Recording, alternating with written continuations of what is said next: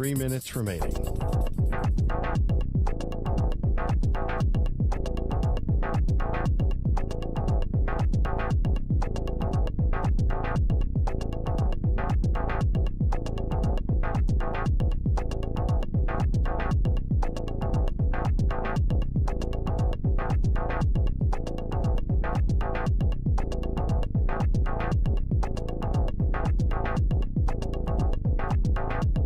Two minutes, 30 seconds remaining.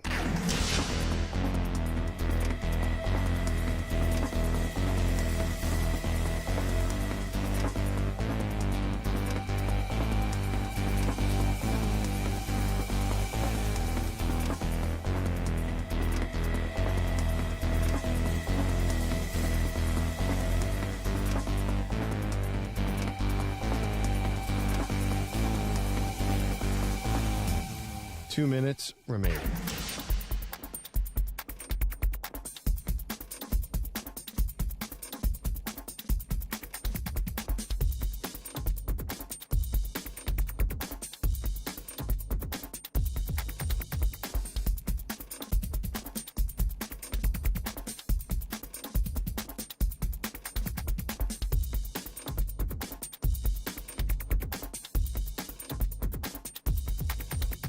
One minute, 30 seconds remaining.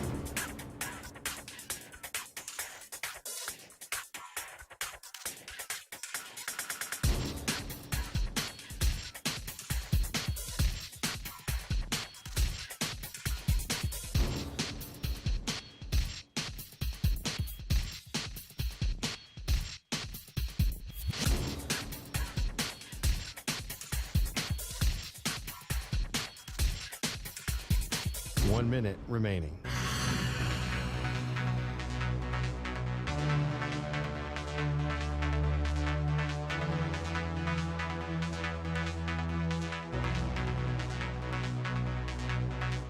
Forty-five seconds remaining.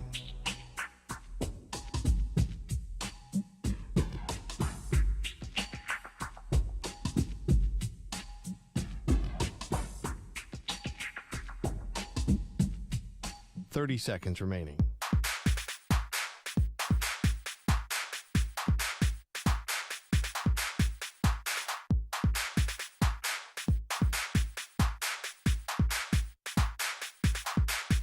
Fifteen seconds.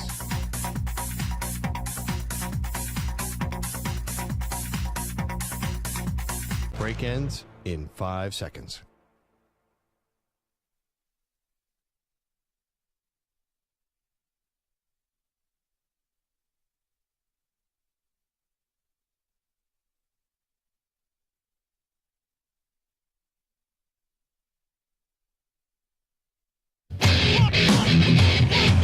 He's live. He's nationwide on CBS Sports Radio. This is the Zach Gelb Show.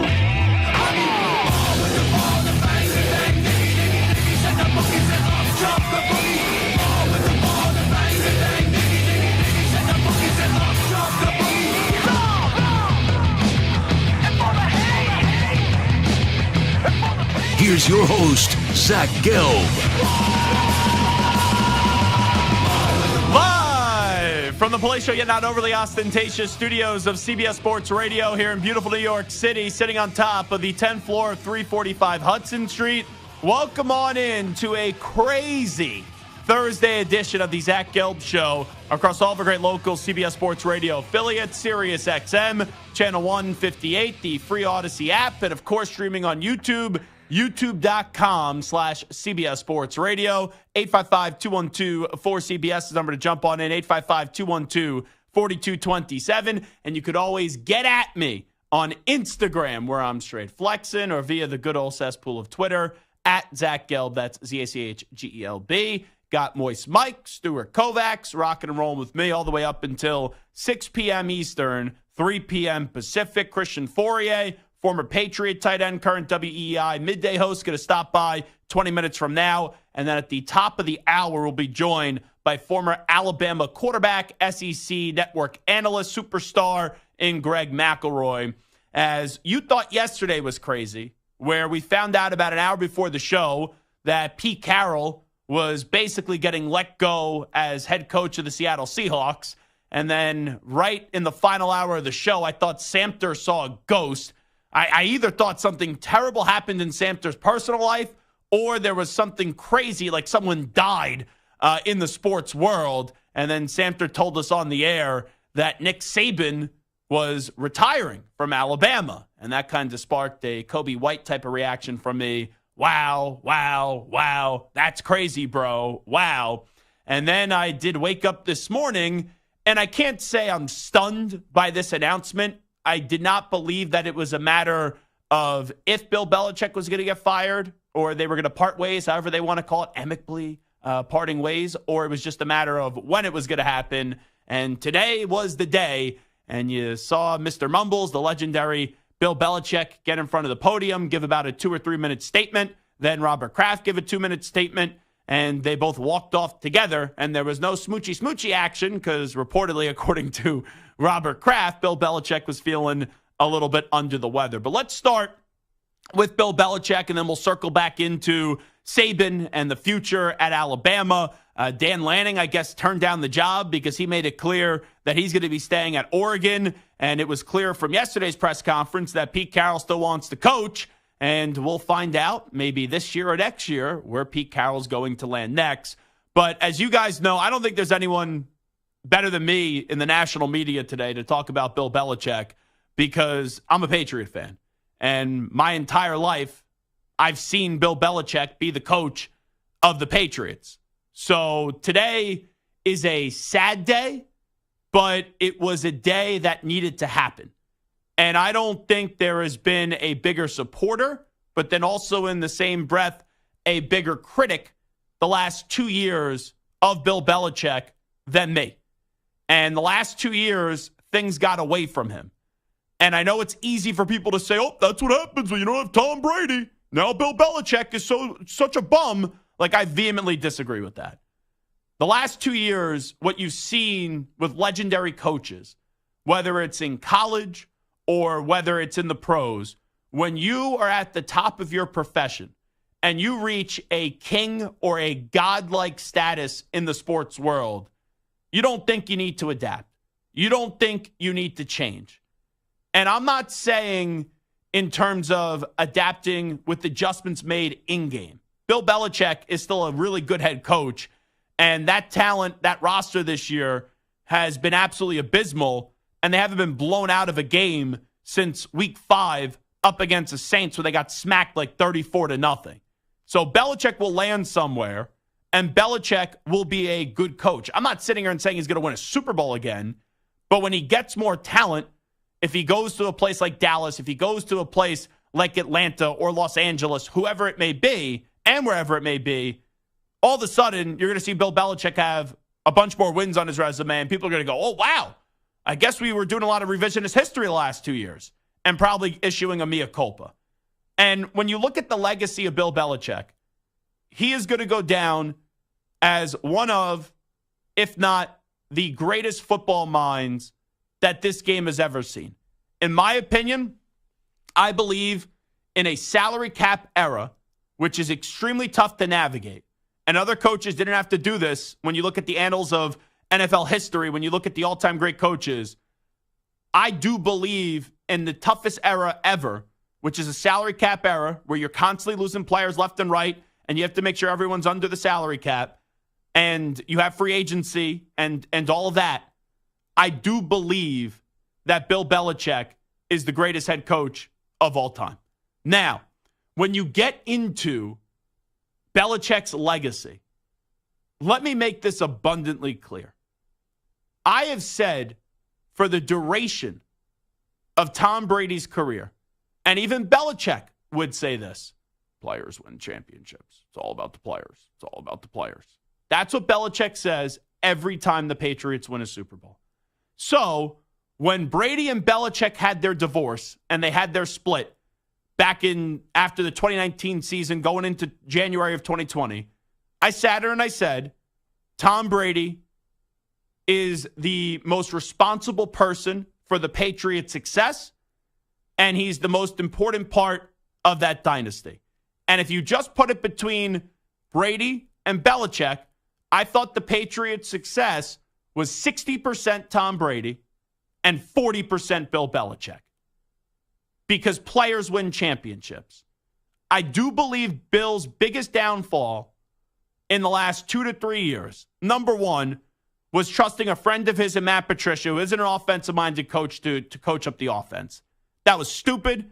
I said that was an imbecile move from the start, and it made no sense. And I was vehemently against it. That's when I turned on Bill Belichick. But when you also look at Belichick and you see the last 2 years, he never found a way to get a great number one option at the wide receiving position. When you have a young quarterback, and I'm not telling you Mac Jones is this super duper successful quarterback, but they did win 10 games with him his rookie season, and everyone forgets this. They did go to the playoffs with a roster that wasn't good, so this guy could still coach in Bill Belichick. But when you have Tom Brady, you could use players at the wide receiving position that aren't marquee names, that aren't household names, that aren't great names, and you could still find a way to win because you have the greatest quarterback of all time. But when you get rid of Brady, you needed to bring in bona fide superstar wide receivers. You have to. Like, look at Tua Tagovailoa. He did not take off in the NFL until he got Tyreek Hill. Look at Jalen Hurts. He didn't have a successful year in the NFL and turn into a top 5 quarterback in the league until he got A.J. Brown. And also Devontae Smith. And Tua also got Jalen Waddle. And look at Josh Allen. Josh Allen didn't take off and soar until he got Stephon Diggs. So that's the biggest problem with Bill is it was almost as if he always thought he still had Tom Brady. But you had Mac Jones. And look at Alabama when Mac Jones was there. He had a multitude of great college wide receivers. And when you're going into a season with guys like Juju Smith-Schuster and Kendrick Bourne and, Pop Douglas, like these guys, like, what are we doing? That wasn't going to set up for success. And that's what did Bill in. Because look at the defensive side of the ball, which is Bill's bread and butter. Can you even name 5 Patriots on the defensive side of the ball? And before you say Matthew Judon, he was out for the year. Before you say Christian Gonzalez, he was out for the year. Maybe Barrymore, the big defensive tackle out of Alabama, is the only one you could really name. And that defense this year was lights out. Even in a 4-win season, that was a really good defense that we saw this season. But the offense was pathetic. The offense was a joke. The offense was losing football. Mac Jones, Bailey Zappi, Kendrick Bourne, Juju Smith-Schuster, bunch of injuries. Ramondre Stevenson, because he didn't have an offensive line, took a step back. Like, who the heck were some of these linemen? Heck, you want to know how bad it is? Trent Brown, who dogs like every other season, he's actually now talking smack about the Patriots' lack of talent. Like, who the heck are you, big fella, to talk smack? But that's what the Patriots have become. They were still good defensively. That's a product of Bill Belichick. But offensively, he had no guidance. He had no way. And they had no one that actually sparked fear in the opposition. So everyone could pile on Bill the last 2 years because most of that is rooted in jealousy and most of that is rooted in hatred because for the majority of his 24 years in New England, he kicked your ass and he won championships. But let's not forget that without Bill Belichick, you don't have the success of the New England Patriots. And that's coming from someone who says Brady mattered more than Belichick. 60% Brady, 40% Belichick. But the start of that dynasty was Bill. Who drafted Tom Brady? Bill. Who started Tom Brady over Drew Bledsoe when Bledsoe was ready to return healthy? And Bledsoe, by the way, was a $100 million player at the time. Bill. Who had one of the greatest game plans ever in Super Bowl 36? Bill. Who had a great defensive performance and led a great defensive performance with a good game plan up against the Eagles in Super Bowl 39? Bill. The last Super Bowl the Patriots won where Sean McVay had this great high-octane offense, like this unbelievable offense. Who held them to 3 points? Whose defense did that? Bill. This is not me crapping on Tom Brady. Tom Brady's my favorite football player of all time. I hate this debate. I hate this argument. It drives me nuts. But even as someone that tells you Brady is more important than Belichick, it doesn't mean Belichick is some bum like you bozos make this revisionist history out to be in the last 2 years because it didn't go Bill's way, and Bill was stubborn, and Bill was selfish, and Bill didn't adapt to realizing I don't have Brady anymore, so now I need to go get some great wide receivers to put Mac Jones in a position to succeed. But ultimately, it was time. Bill's still a good coach, but this is 24 years. Like, there's some teams that fire coaches every 2 to 3 years. Heck, the Carolina Panthers have just fired coaches in back-to-back seasons. The Cleveland Browns have had 3,000 coaches in the last, 15 years.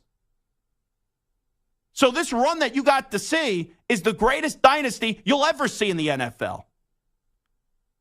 In an era of free agency, in an era of player empowerment, salary cap, all that stuff.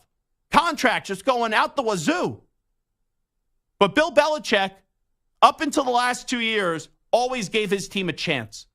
Bill Belichick always had great game plans up against Mahomes, Rodgers, Peyton Manning, you name the great quarterbacks. And even before Belichick got to New England and Belichick became a head coach, he won 2 championships on the defensive staff as defensive coordinator for the New York Football Giants under the legendary Bill Parcells. You know, he did win 11 games without Tom Brady in 2008. When he was in Cleveland, and Tom Brady, no one knew who he was, right? Tom Brady wasn't even close to being in the league. He was coaching the Browns. He played the Patriots, coached by Bill Parcells. Who won that playoff game? Bill Belichick.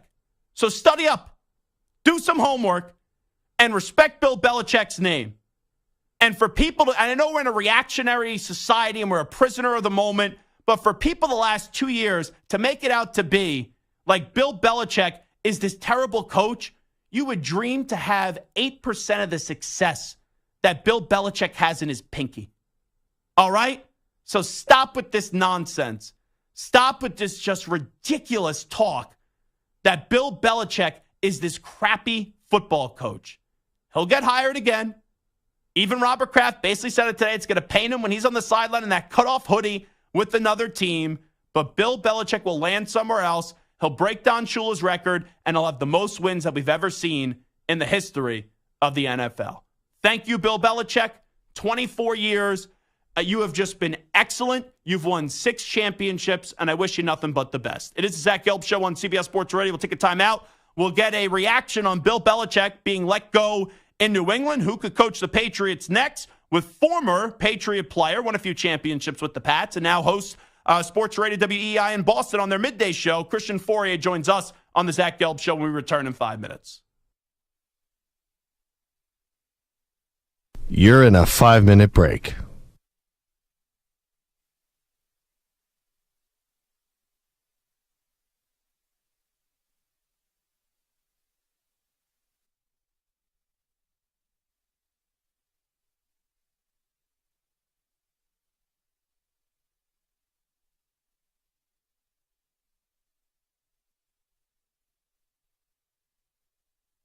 Four minutes, 30 seconds remaining.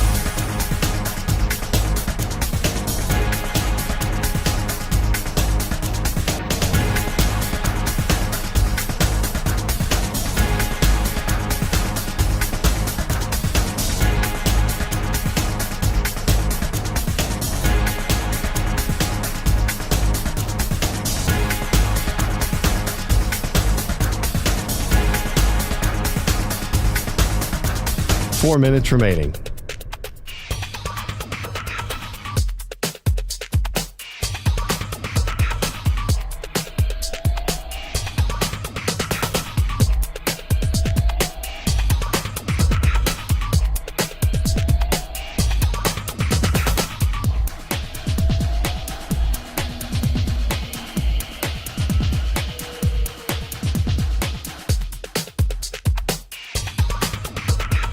3 minutes, 30 seconds remaining.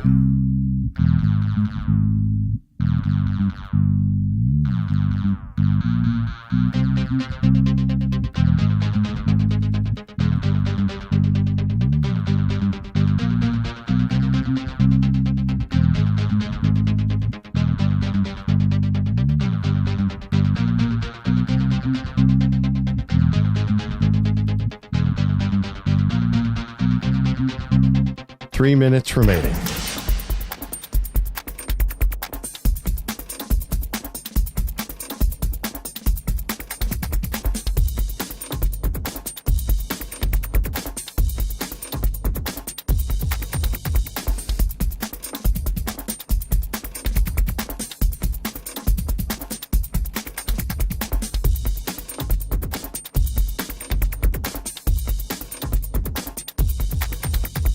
Two minutes, 30 seconds remaining.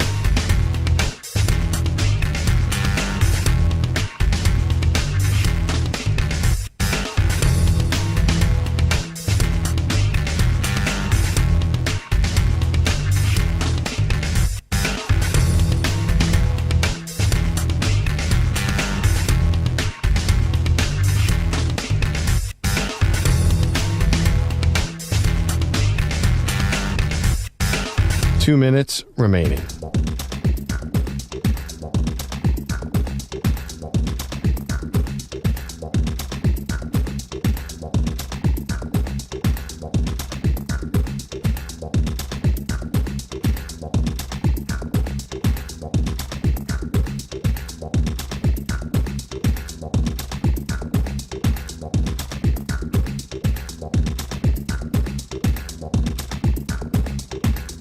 One minute, 30 seconds remaining.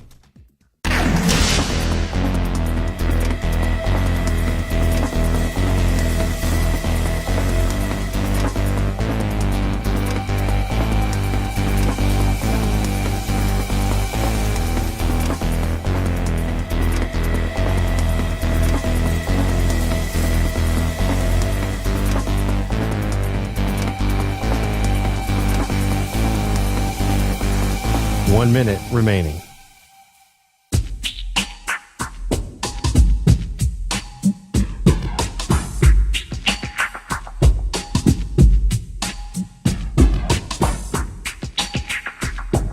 Forty-five seconds remaining.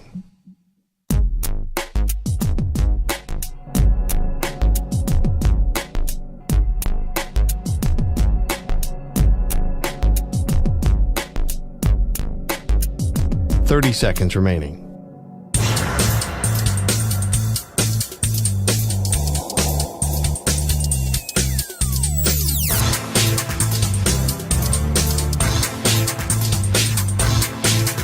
Fifteen seconds.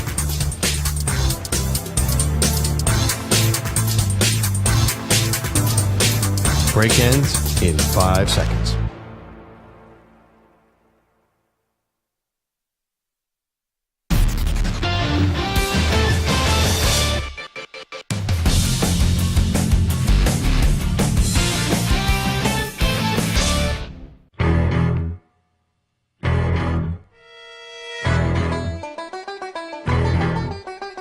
Now back to the Zach Gelb Show. You can stream the NFL on Westwood One for free, sponsored by AutoZone all season long. You can listen to every Westwood One broadcast of the NFL live on the NFL app by asking Alexa to open Westwood One Sports, or on the Odyssey app. Get in the zone, AutoZone. AutoZone's free battery testing and charging is available for free at your local AutoZone. Get in the zone, AutoZone. Restrictions apply.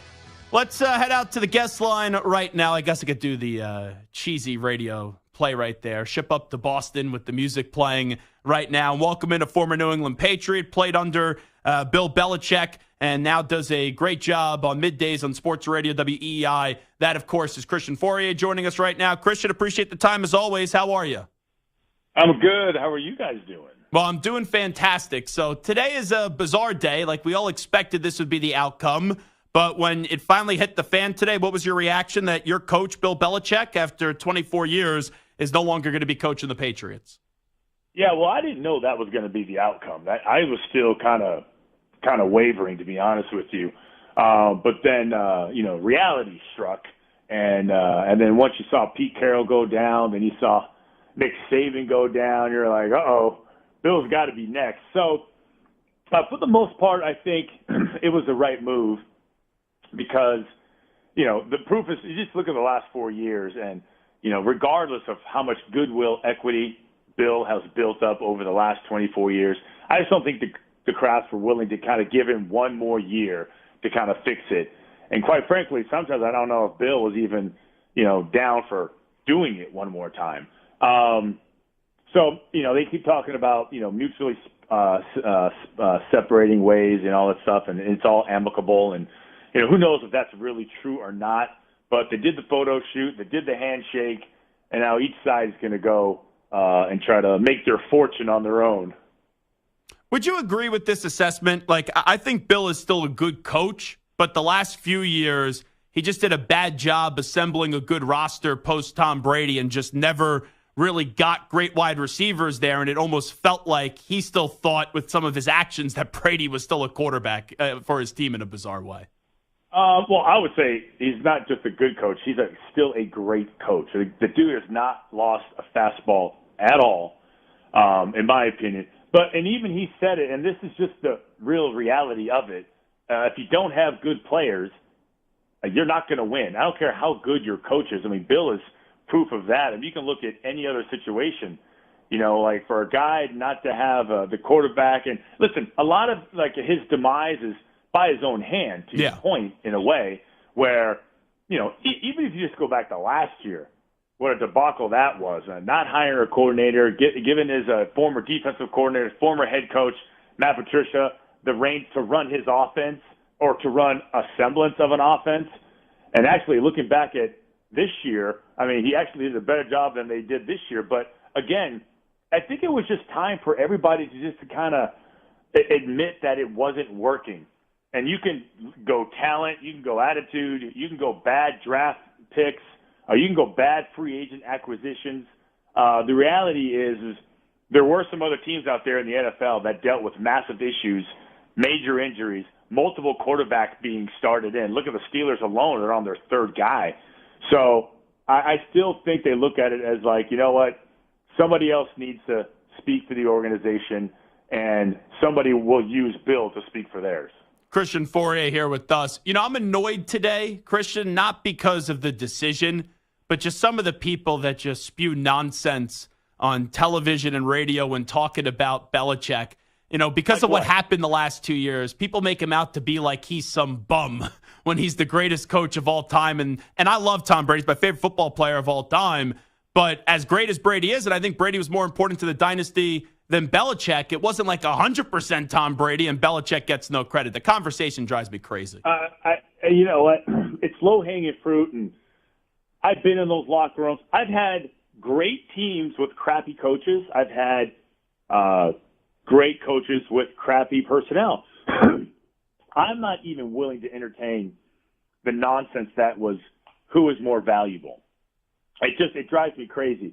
Now Brady going out there and winning a Super Bowl with another coach who a year and a half later decided to hang him up is intriguing. And I would think that the best, it really, to be honest with you, the only way Bill kind of kills this noise is if he goes out, he coaches another team, and they win a Super Bowl. I mean, it is as lame as that sounds. That's kind of what he has to do, because then anyone who does kind of feel that way, and maybe they just don't like Bill. They don't like what he stands for. They don't like the way he talks. They don't like, how much he won, how grumpy he could be. Oh, they just hate winners. That's just nuts. But I don't know. Like that's just part of the narrative now, and I don't think they can escape it at all. Period. It's just not going to go anywhere. It's just. Just blame everything on Brady. Let's just do that. Your favorite player. Blame everything on Brady. He's probably like, just give me some heat. I'm good. Well, it's just so funny because, even in that first season when both were away from one another, there'd be 1 week where it was like, Brady needs Bill. Then Bill needs Brady. And obviously Brady ended it with the Super Bowl. But then the following season after that, it's like everyone else says how bad of a quarterback Mac Jones is. Like, does people forget that crappy quarterback, Bill Belichick won 10 games with him and made the playoffs? You know, it's amazing what people forget so quickly.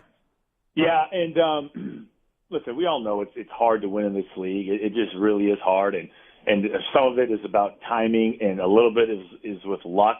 You can just look at all the quarterbacks in Mac Jones' class, and I don't know if any of them are great.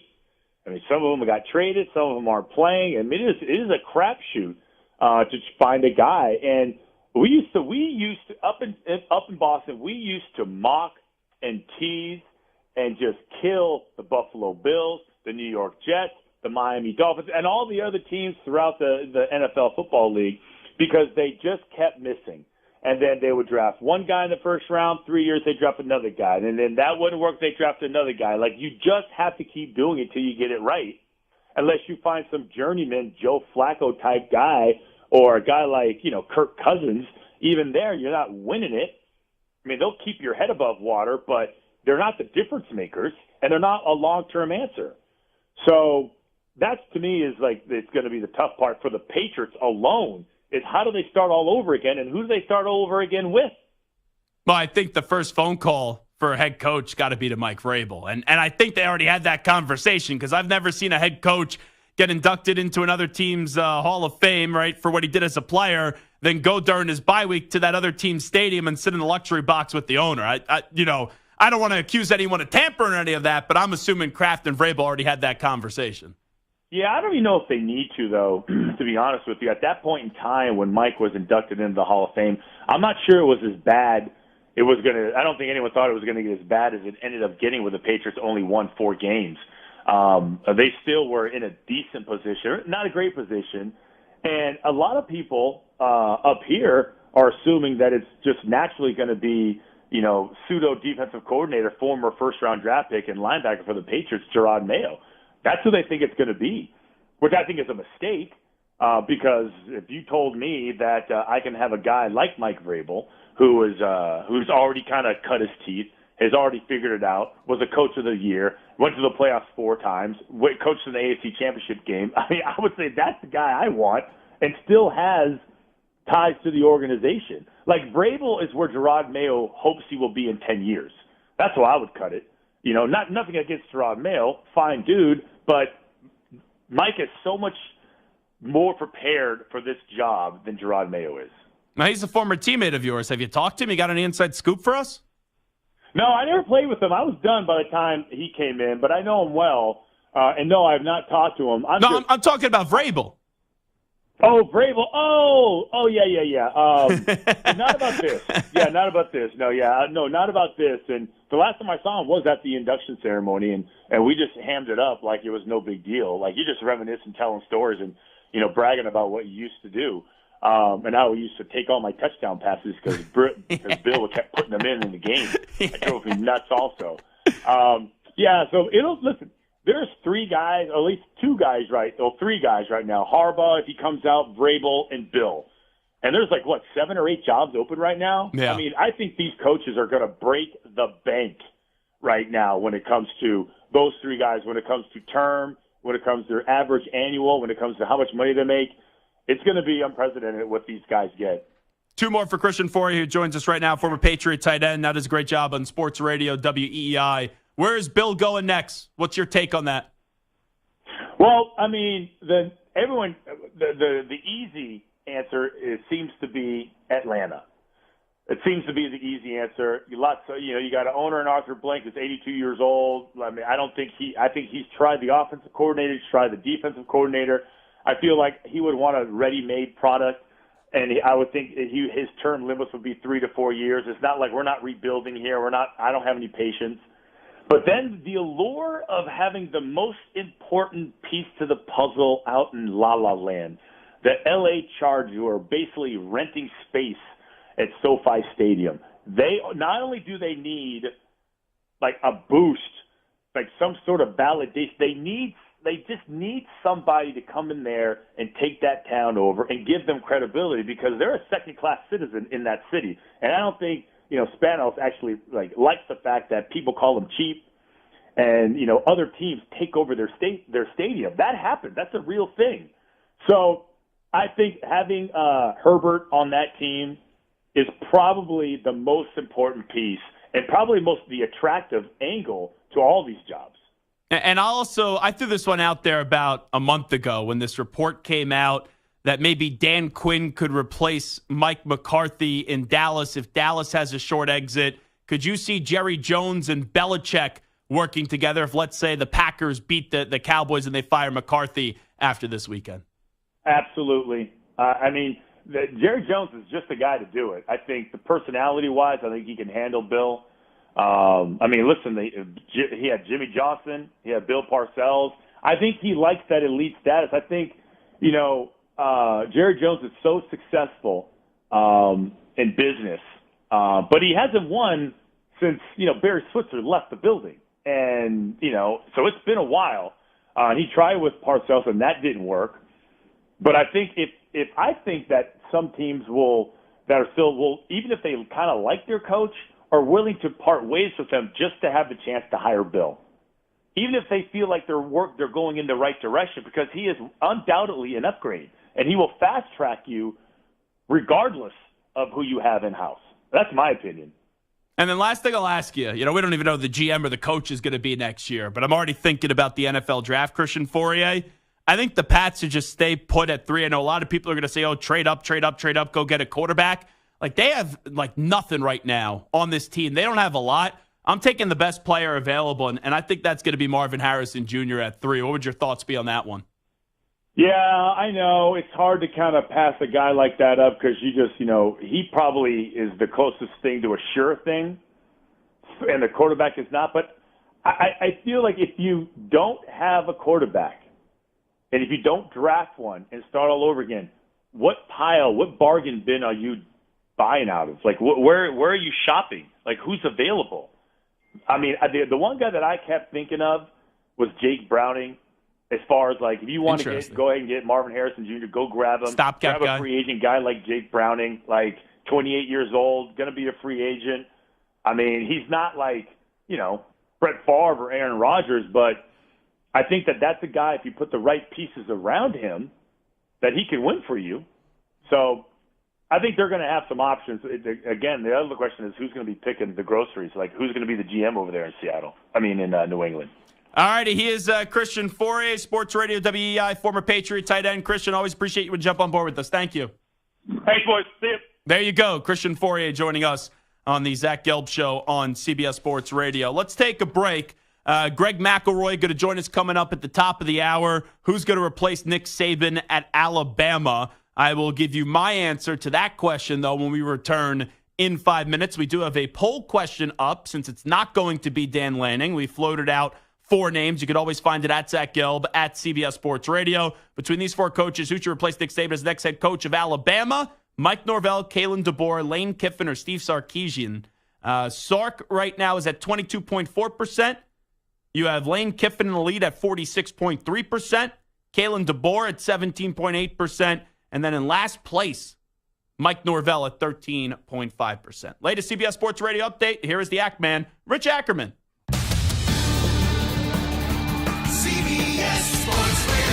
Sports Flash. And it's sponsored by Progressive. Drivers who switch and save with Progressive save nearly $750 on average. Call or click today to find out if they could save you hundreds on your car insurance. It is the end of an era in Foxborough with Bill Belichick and the Patriots parting ways after 24 years that included 17 division titles, 6 Super Bowl championships. Belichick went 5-11 in 2000, his first year in New England, and the Pats were headed to their second straight loss to open 2001 when Drew Bledsoe was hurt. But the fortunes of Belichick and the franchise drastically changed that day when backup Tom Brady came in and didn't come out until 20 years later, resulting in the best run in NFL history. The Patriots own the AFC East, winning 17 straight. Or I should say, of the 17 division titles, they had 11 straight and went to the AFC Championship game 13 times. Scratch Dan Lanning from the list of Nick Saban's possible successors. The Oregon coach said he's staying in Eugene, while Quinn Ewers is returning to Texas for his senior year, but Marvin Harrison Jr. is among those declaring for the NFL draft. Lions tight end Sam Laporta optimistic about playing this weekend after going through practice. Right now in Paris, the Cavaliers lead the Nets 66-43 in the third. I'm Rich Ackerman.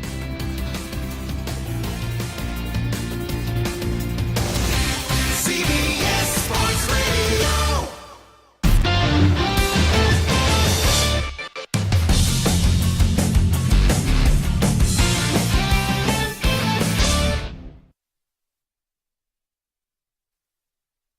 You're in a 5-minute break.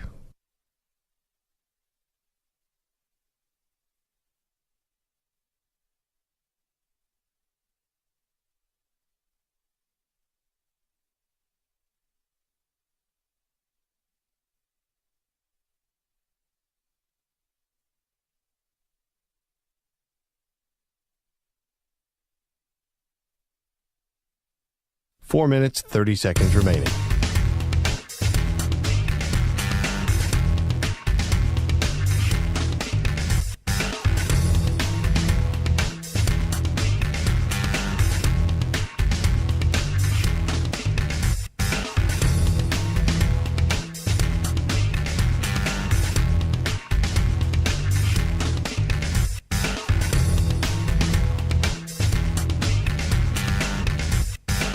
Four minutes remaining.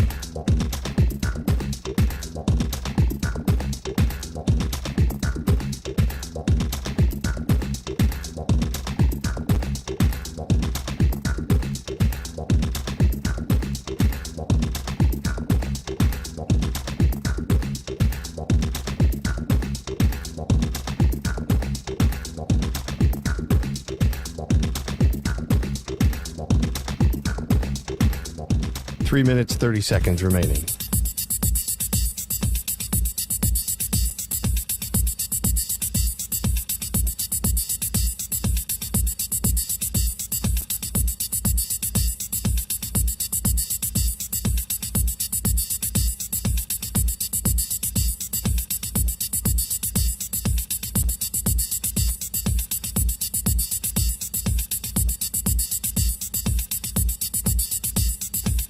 Three minutes remaining.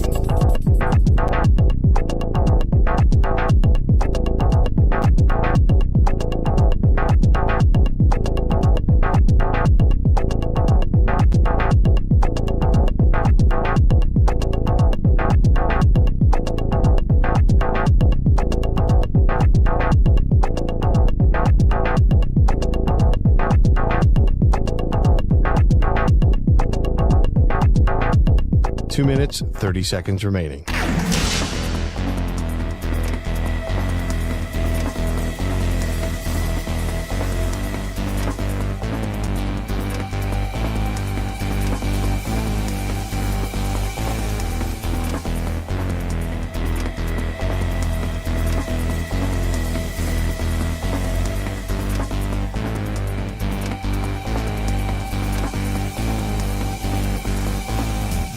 Two minutes remaining.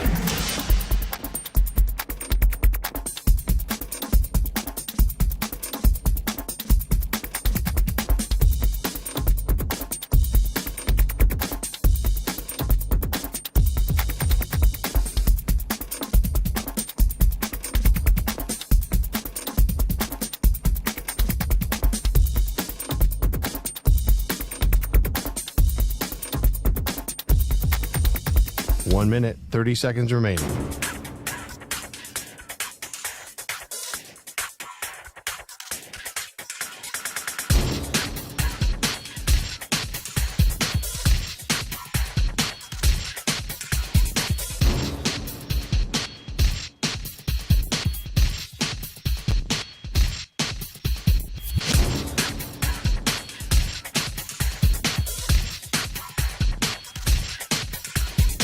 One minute remaining.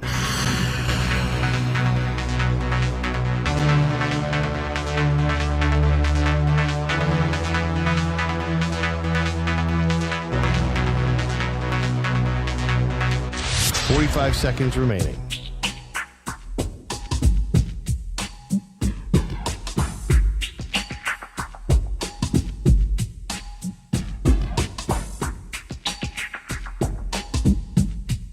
Thirty seconds remaining.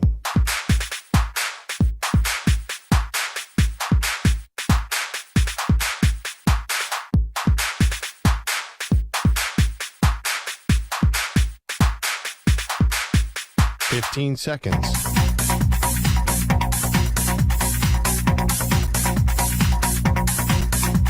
Break ends in 5 seconds.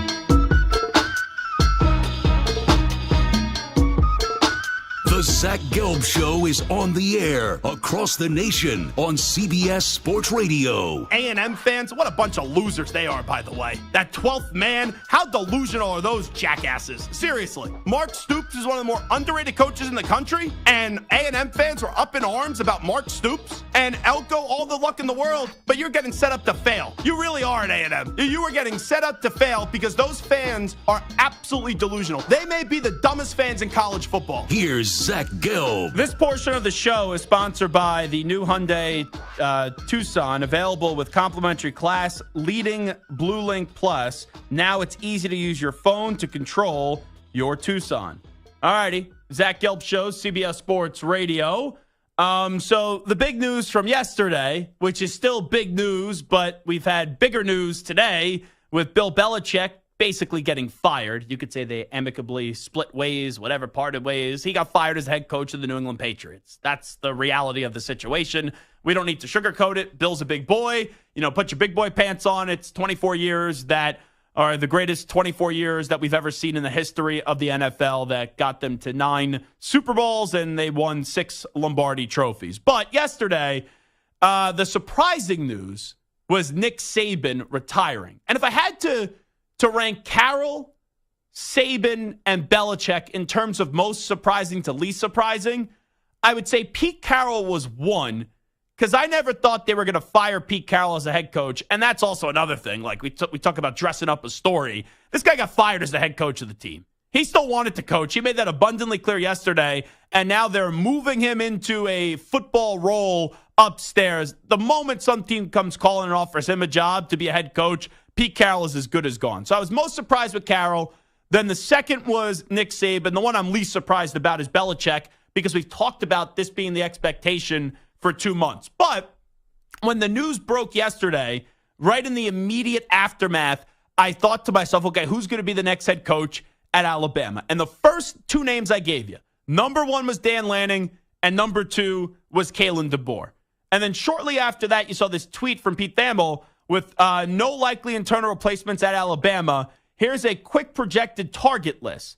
Dan Lanning, Kalen DeBoer, Dabo Swinney, James Franklin, Mike Norvell, and Marcus Freeman. Now, let me just say this right out of the gate. James Franklin gets the job at Alabama. I am so confident that won't happen. Samter, I'm sure you've seen the Duke's Mayo Bowl where they dump mayo on the winning coach.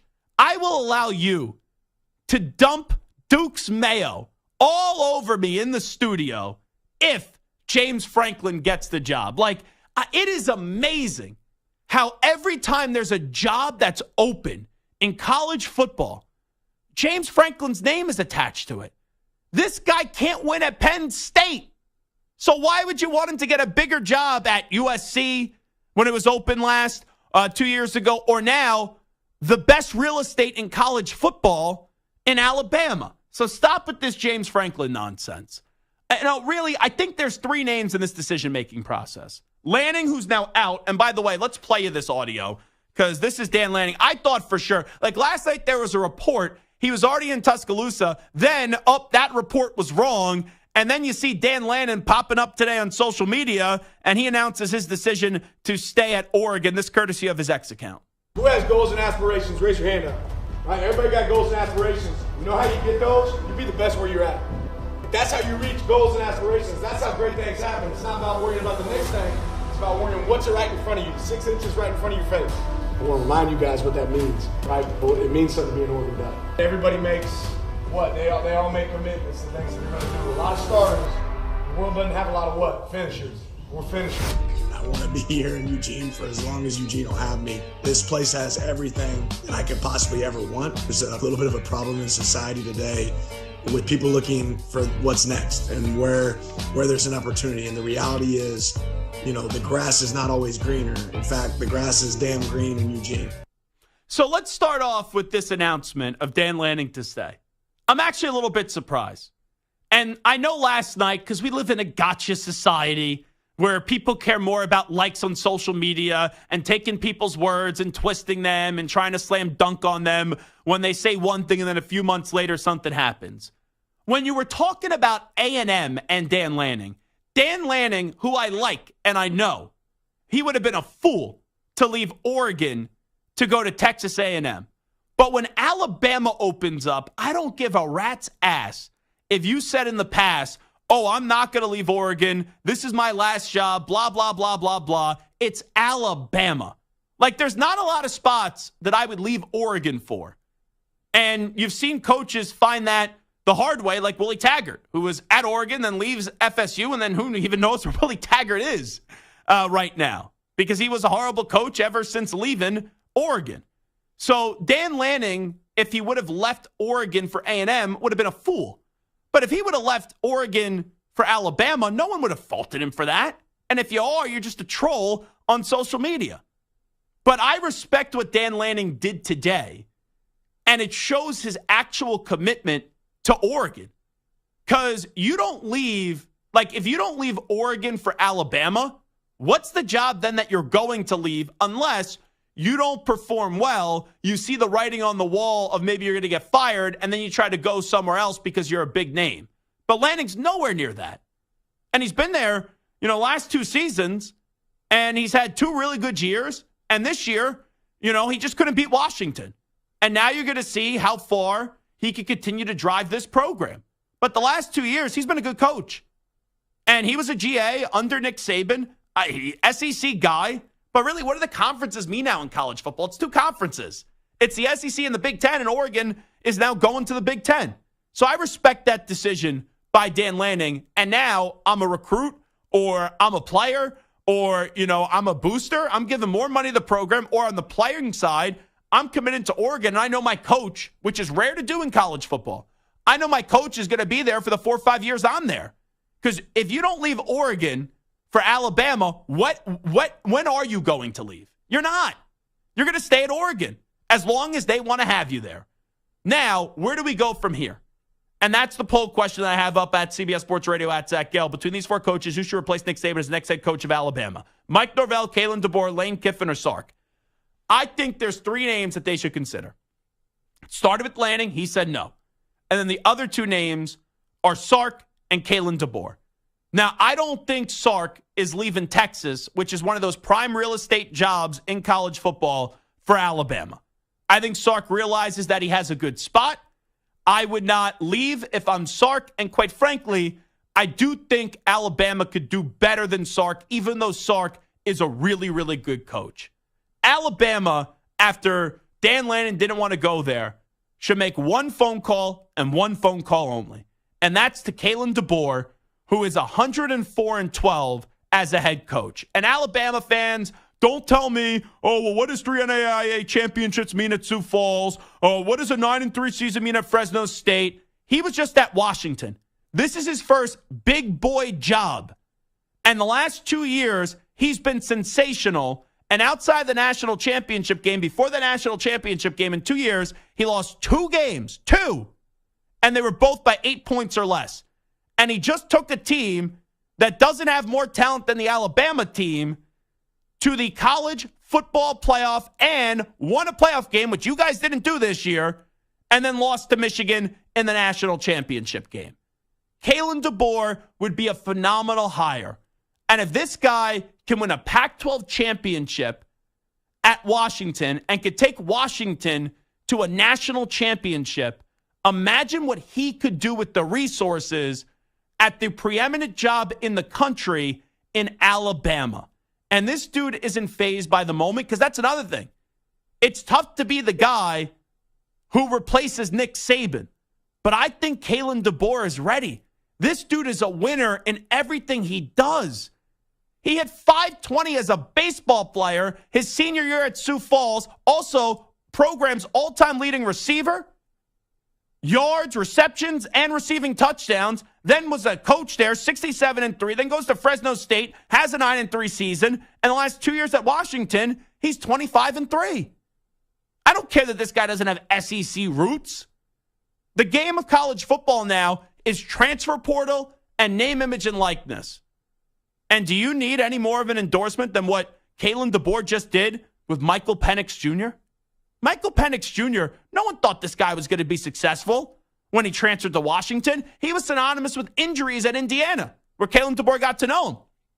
He goes to Washington, and Michael Penix Jr. played some of the best football that we've seen the last 2 years in the sport. So just because it's different, just because it's an unknown to the Alabama fan, don't act like the A&M fans, right? Who vetoed the hire of Mark Stoops.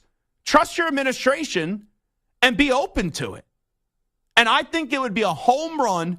I think it would be a slam dunk hire to get Kalen DeBoer. And let's say you don't hire Kalen DeBoer. Who are you hiring? You want to tell me Lane Kiffin? Okay. You want to tell me Sark? Even though I think they're better options than Sark, okay, I can live with Sark. You want to hire Dabo Swinney? That dude's not ready to coach in 2024. He doesn't embrace the transfer portal, and he doesn't embrace NIL. He makes fun of it.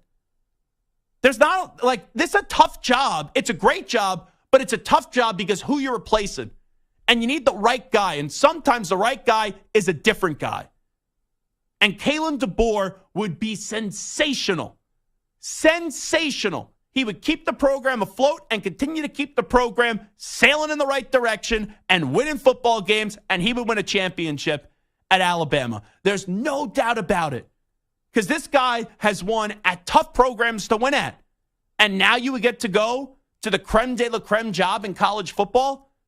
I don't understand people that would be against and would vehemently oppose Kalen DeBoer as the head coach of Alabama. But the results in the poll question so far, who do you want to see as the next Alabama head coach with Dan Lanning out?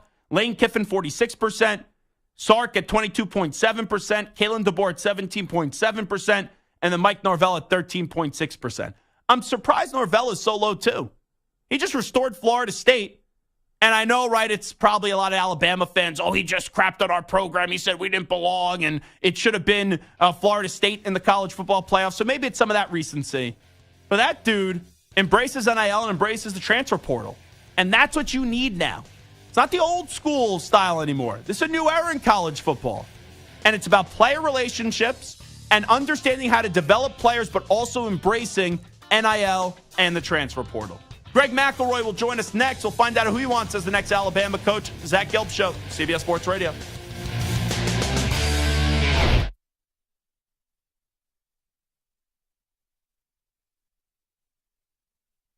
You're in a 5-minute break.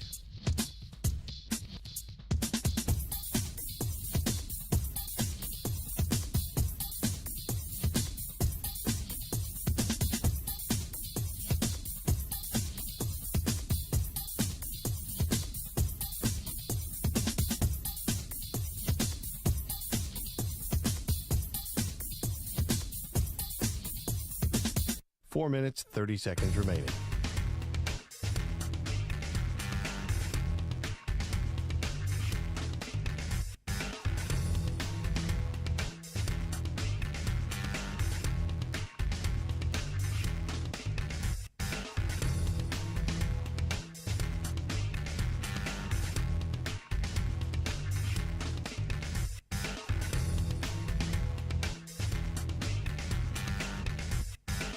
Four minutes remaining.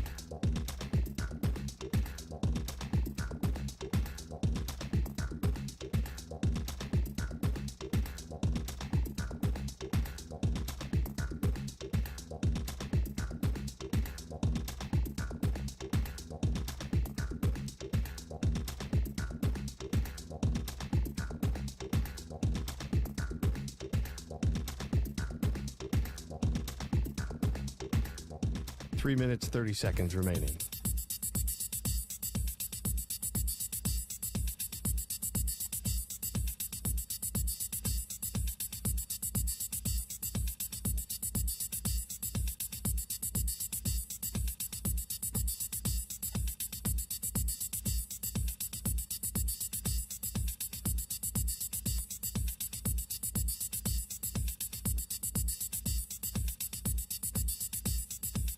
Three minutes remaining.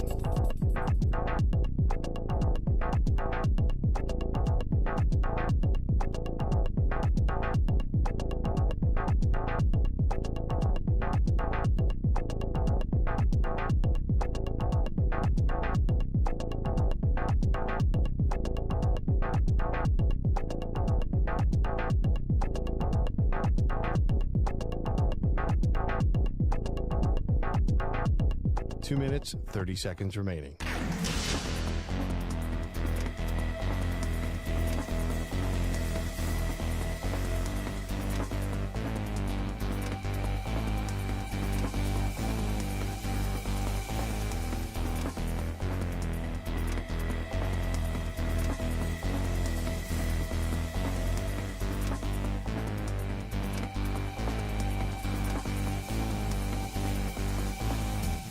Two minutes remaining.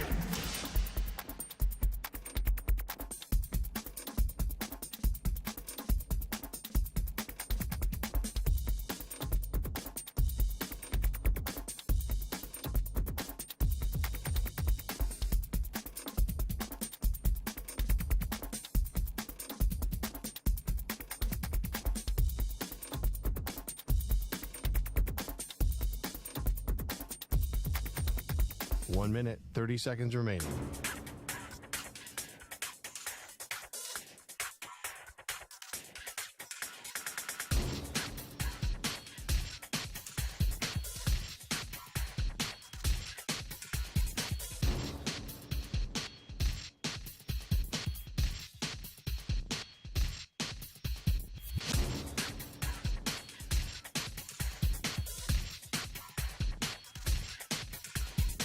One minute remaining.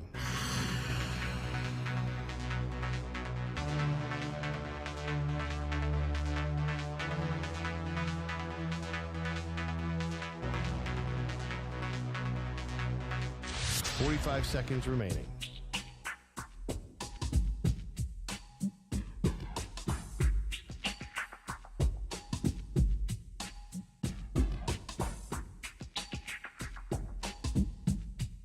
Thirty seconds remaining.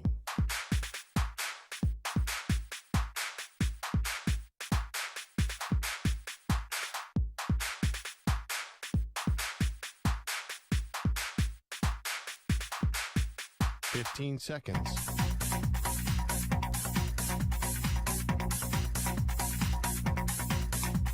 Break ends in 5 seconds.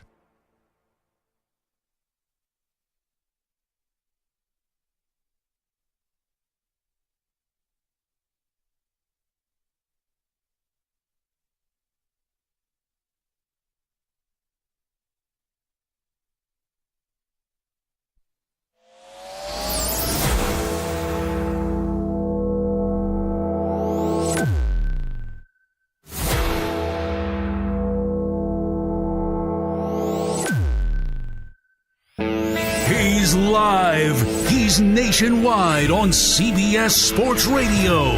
This is the Zach Gelb Show. Alrighty, hour number 2 of our radio program. That's right, it is the Zach Gelb Show on CBS Sports Radio. Just what a wild time in the coaching world. We find out Pete Carroll no longer is going to be the head coach of the Seattle Seahawks. Then 2 hours later, Nick Saban retires today. Bill Belichick is out in New England. And we're all still awaiting to find out what's going to happen with the future of Jim Harbaugh at Michigan. Now joining us, former Alabama quarterback, now does a great job. One of the preeminent voices covering college football today, SEC Network, ESPN, and that's our pal Greg McElroy, kind enough to join us right now on CBS Sports Radio. Greg, appreciate the time as always. How you been? Good, buddy. Obviously a chaotic couple days, but such is life as the coaching carousel spins, and right now it's spinning pretty quick, that's for sure. What was the first reaction yesterday when you got the alert Nick Saban's walking away as the head football coach of Alabama? A little surprised. There were just things that had transpired this season where you thought it could be the case. I mean, you thought every year for the last handful of years, I mean, there's been evidence of maybe him potentially telling his inner circle this could be it. It's really been the last 3 or 4 years. So it was kind of boy who cried wolf, if you will. It was kind of slow to believe it. I'll believe it when I see it type of approach. And then he had told people this year that he was a little more tired than usual. And we had just assumed it was because of how hard he had to coach that team to get them where they ultimately got. So I didn't really put a whole lot into it. And then I found out that within 24 hours of him announcing his retirement, he had interviewed 4 different coaches, including 2 within the last 2 hours of his employment. He got out of a meeting with another wide receiver coach at about 3:55 p.m. local time and told the team at 4 o'clock that he would be retiring. So it was very sudden for all of us, knowing that it sounded like, according to my sources down there, it was business as usual until it wasn't. So, but that's coach. I mean, he doesn't want a lot of fanfare. He just wants to tell the guys that he feels he owes it to, and that's the players and obviously the other assistant coaches. I know what you said about him getting tired at times this year. We've seen, and hey, these guys are getting old, so it's not crazy that they walk away. But we've seen guys like Coach K, Roy Williams recently retired, and we thought they still had good years left. Jay Wright was younger, but the feel is a lot of it is because when you're at that legendary status, and now it's a new era of college football and college sports where, heck, I think there's some good with NIL and the transfer portal. I'm for it. But when you're at that status and you have to adapt to it, I think it kind of makes it tough when you're used to doing things a certain way. Well, I think it was more about just how long the days were, and it's a lot less about the X's and the O's than it is the relationships. And constantly having to re-recruit your own roster, I think, does kind of wear some of these guys out. And I mean, you think about the NFL, for example, and the Chargers job, for instance. Let's say somebody takes the Chargers job, you don't have to re-recruit Justin Herbert. Like, he's there. He's under contract. He's not going anywhere. Like, Keenan Allen's not going anywhere. Now, whoever comes in might ultimately decide to do away with both, but you don't have to get them to play for you on a daily basis. You have to get them to buy in to what you're selling on a daily basis. So I think that the old way of doing it, look, we followed coach wherever he wanted us to go. You tell me to do this, perfect. You tell me to do this, great. You want me to jump off a bridge? I'll do that too. That's fine. I just don't think the modern players like that. And that's not a problem. That's not a negative. I just think it does wear some of these guys out. And frankly, even the younger coaches, I think the timeline of how long a lot of these guys will go is going to be considerably cut down.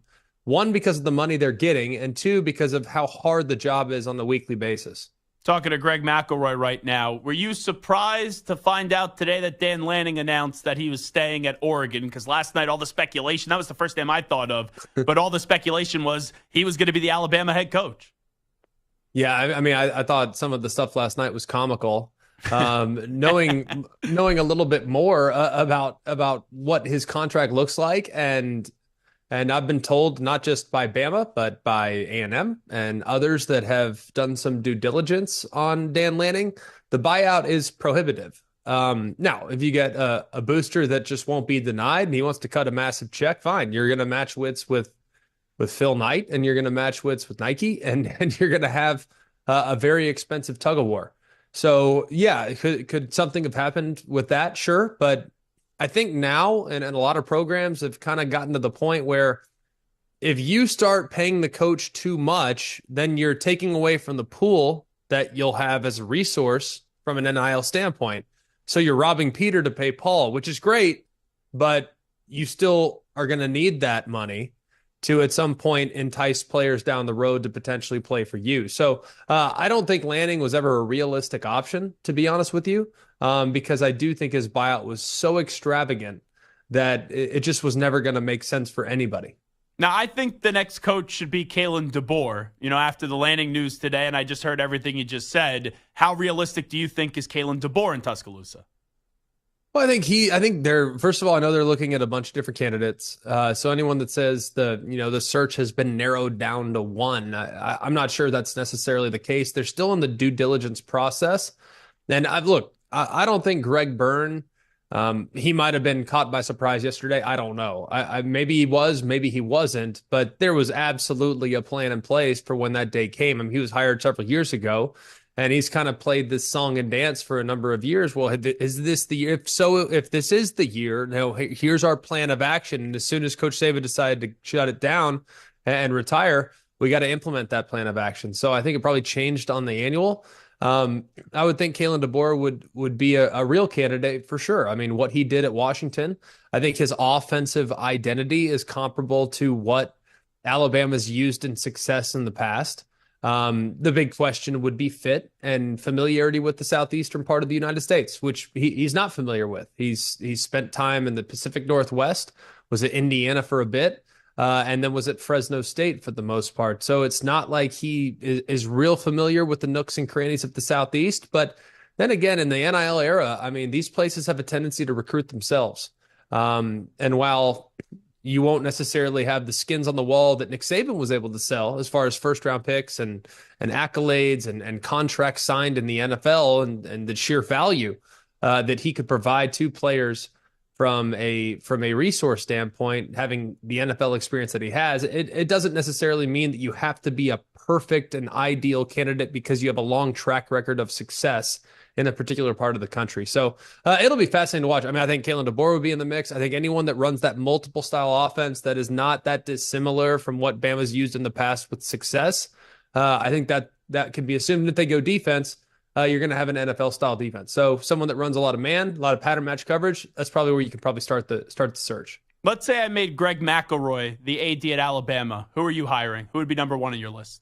Well, I would not reveal that information because I would be in the midst of using leverage against the agents that are trying to use leverage against me. So, am I privy to information? Sure.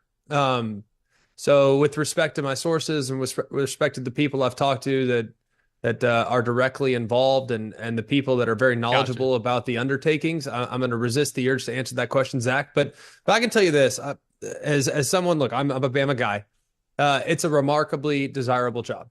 And a lot of people have said, well, why would you want to follow Coach Saban? Why? I mean, that just doesn't, who would want to do that? You'd have to be crazy to do that. But I actually think that the implementation of what Nick Saban's used in the last 15 or 16 years has created great alignment. And I think it's ready-made to succeed in the near future under new leadership. Because everyone kind of understands, all right, here's how it worked under Coach, and we want this to continue, so let's keep doing what we've always done to support Coach. It's just going to be a different coach and a different title that we adhere to. So a lot of people said it's not a desirable spot. I've been told it's very much a job that people are bending over backwards to try to get. It's just a matter of who they ultimately decide to go after. Two names that have been speculated, I don't know if there's serious legs to it, are Dabo Swinney and James Franklin. I would be no and no on either of them being the next coach of Alabama. Yourself, your thoughts on that? Yeah, I think that's safe to cross them off the list. Okay, good. I actually said right before we had you on that I would dump that Duke's mayo on my face if James Franklin got the job. It's amazing. Every time there's a job, I give credit to his agent. Every time there's a job open in college football, James Franklin's name just magically appears, but he has his own problems right now at Penn State. All right, let me ask you about Sark. As Greg McElroy is here with us, Quinn Ewers announces he's coming back today. You have Arch Manning behind him right now. Do you think with Quinn Ewers coming back, does that take Sark out of the Alabama running?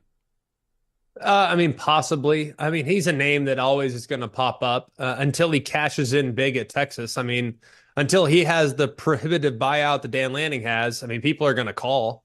I mean, you'd be foolish not to at least, hey, Steve, any interest for every job? So I think that he, look, I think Quinn Ewers coming back. Does that change his opinion? Perhaps. But Sark is in a remarkably good spot. I mean, Texas is a great place. They have tremendous support. He's already been to the playoff. He's ushering in a new era in the SEC, sans Saban. So right now, if you're going to list the top coaches in the SEC at the moment, I mean, it'd be Kirby Smart at the top, but Steve Sarkisian wouldn't be too far down the list, depending on you have him 2, 3, 4, what have you.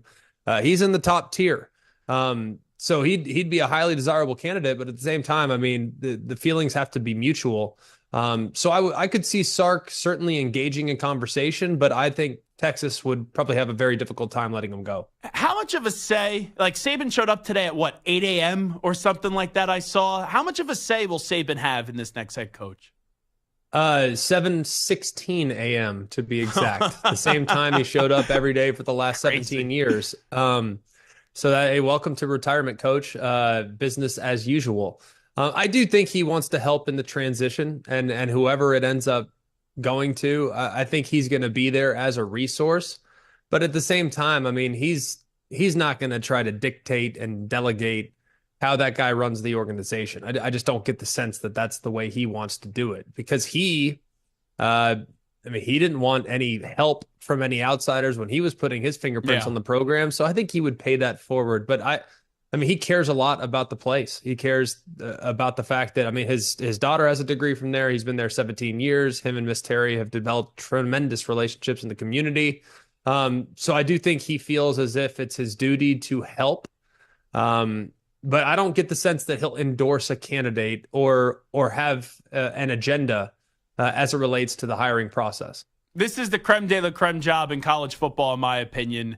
Alabama. We know that there's going to be a lot of people that are interested. Is there a candidate out there in your mind or a name out there that you're like, really people aren't talking about this person, but you think it would be a good hire?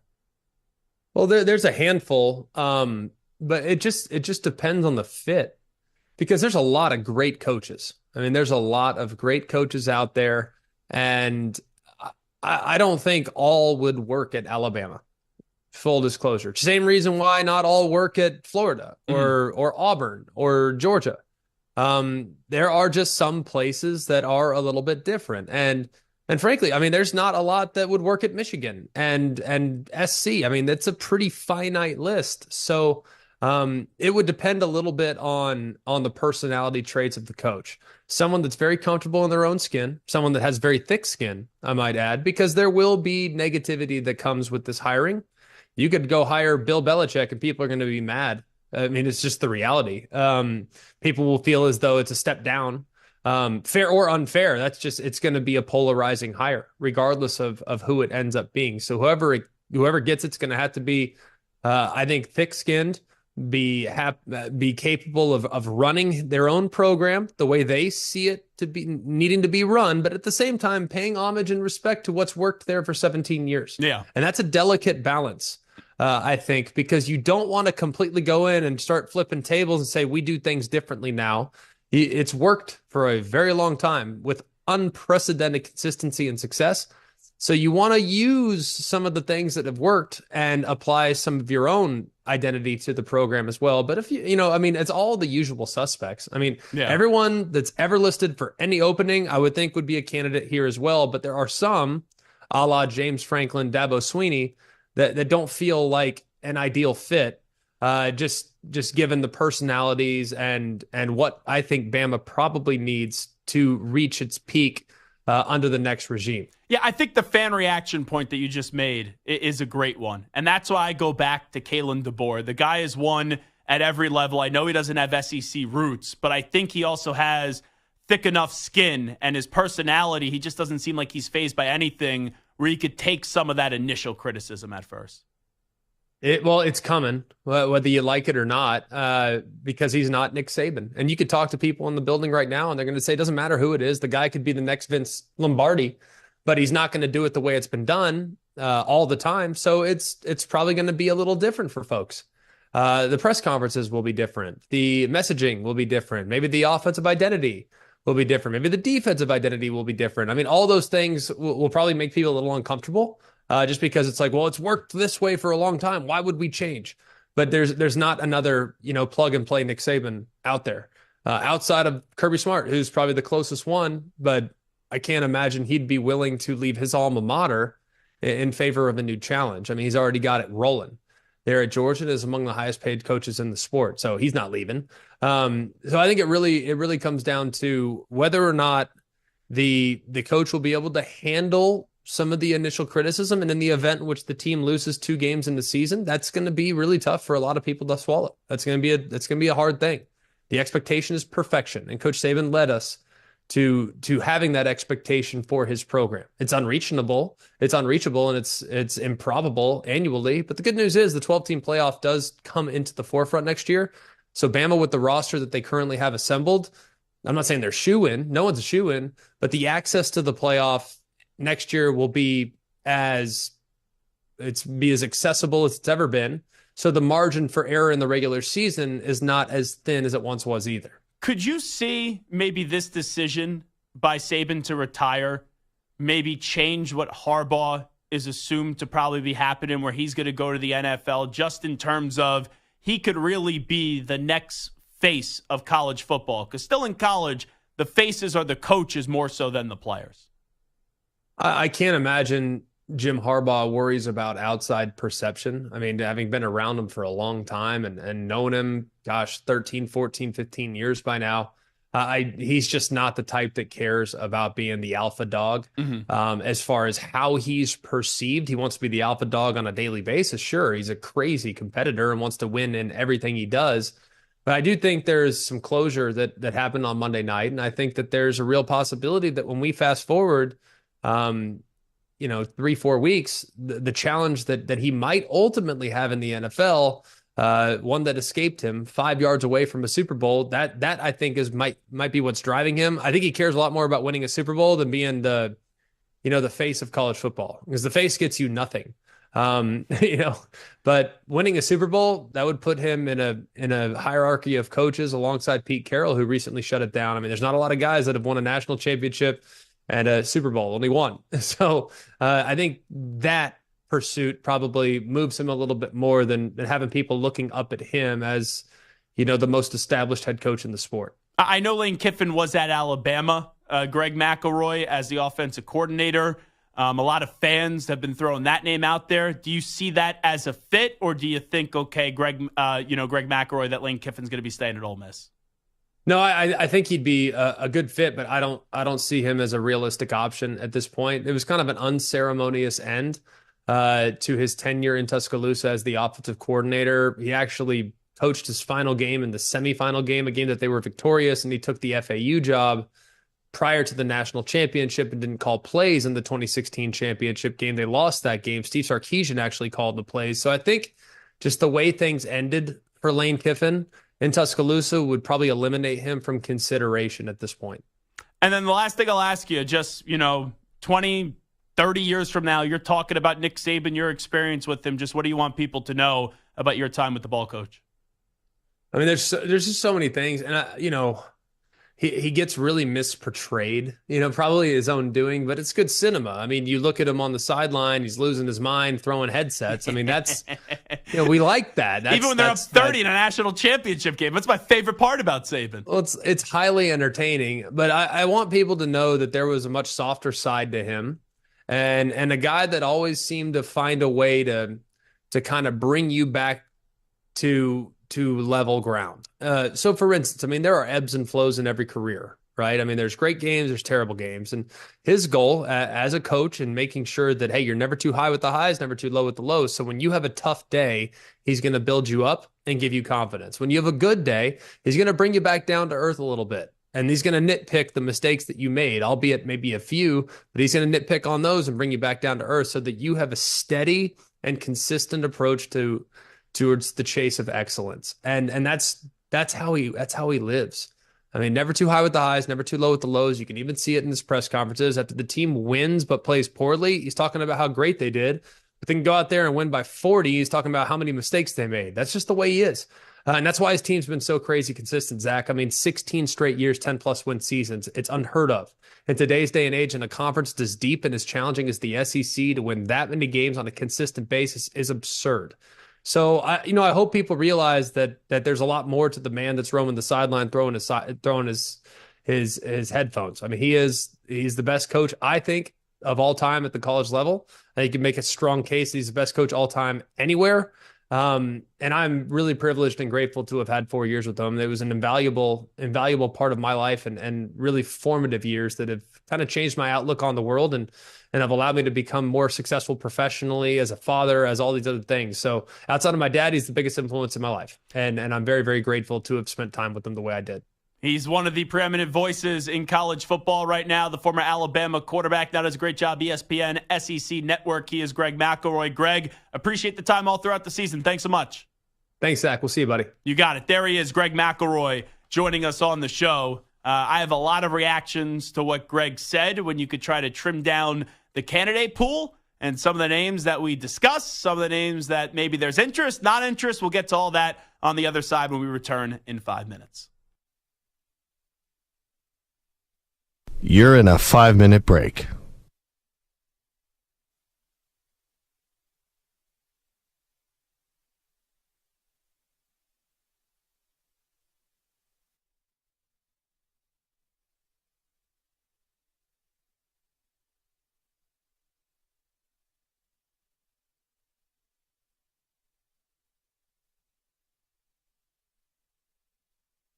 4 minutes, 30 seconds remaining.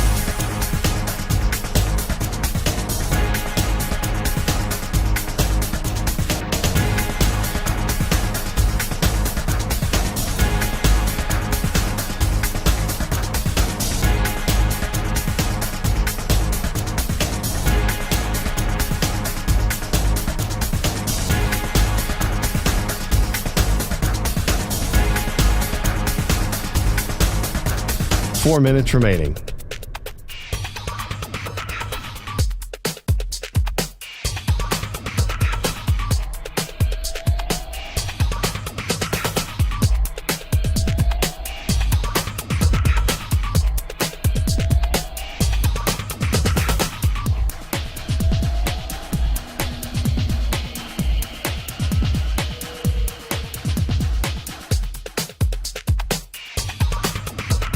Three minutes, 30 seconds remaining.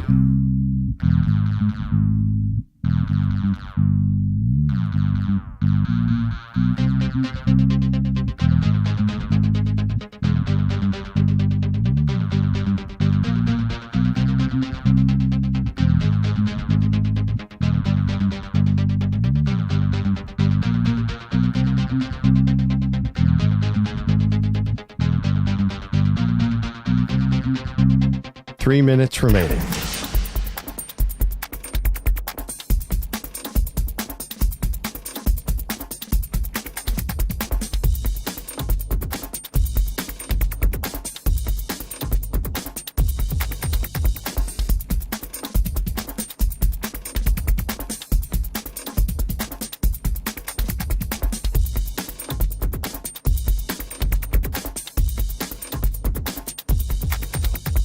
Two minutes, 30 seconds remaining.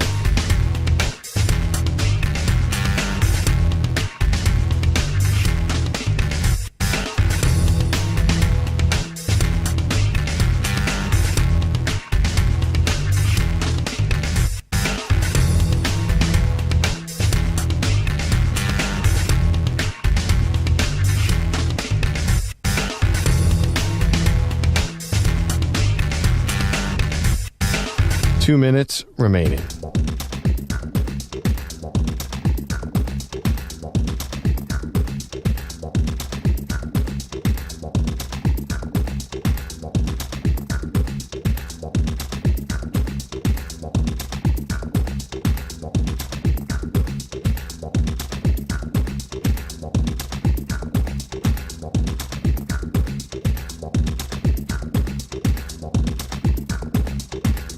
One minute, 30 seconds remaining.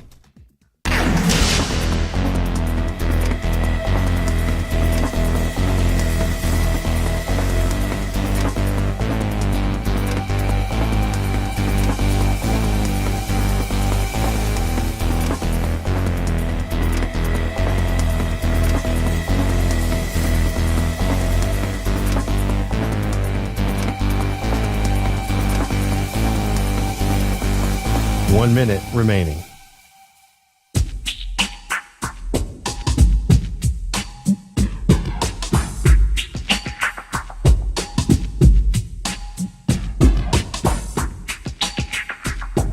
Forty-five seconds remaining.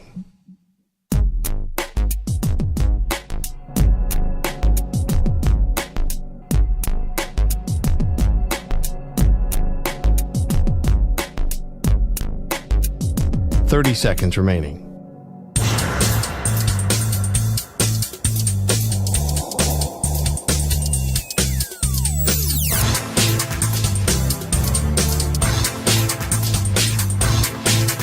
Fifteen seconds.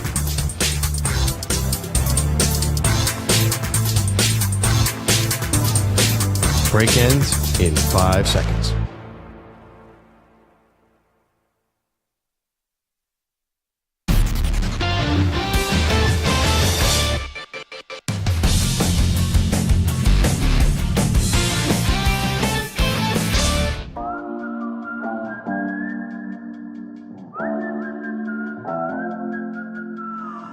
Now back to the Zach Gelb Show.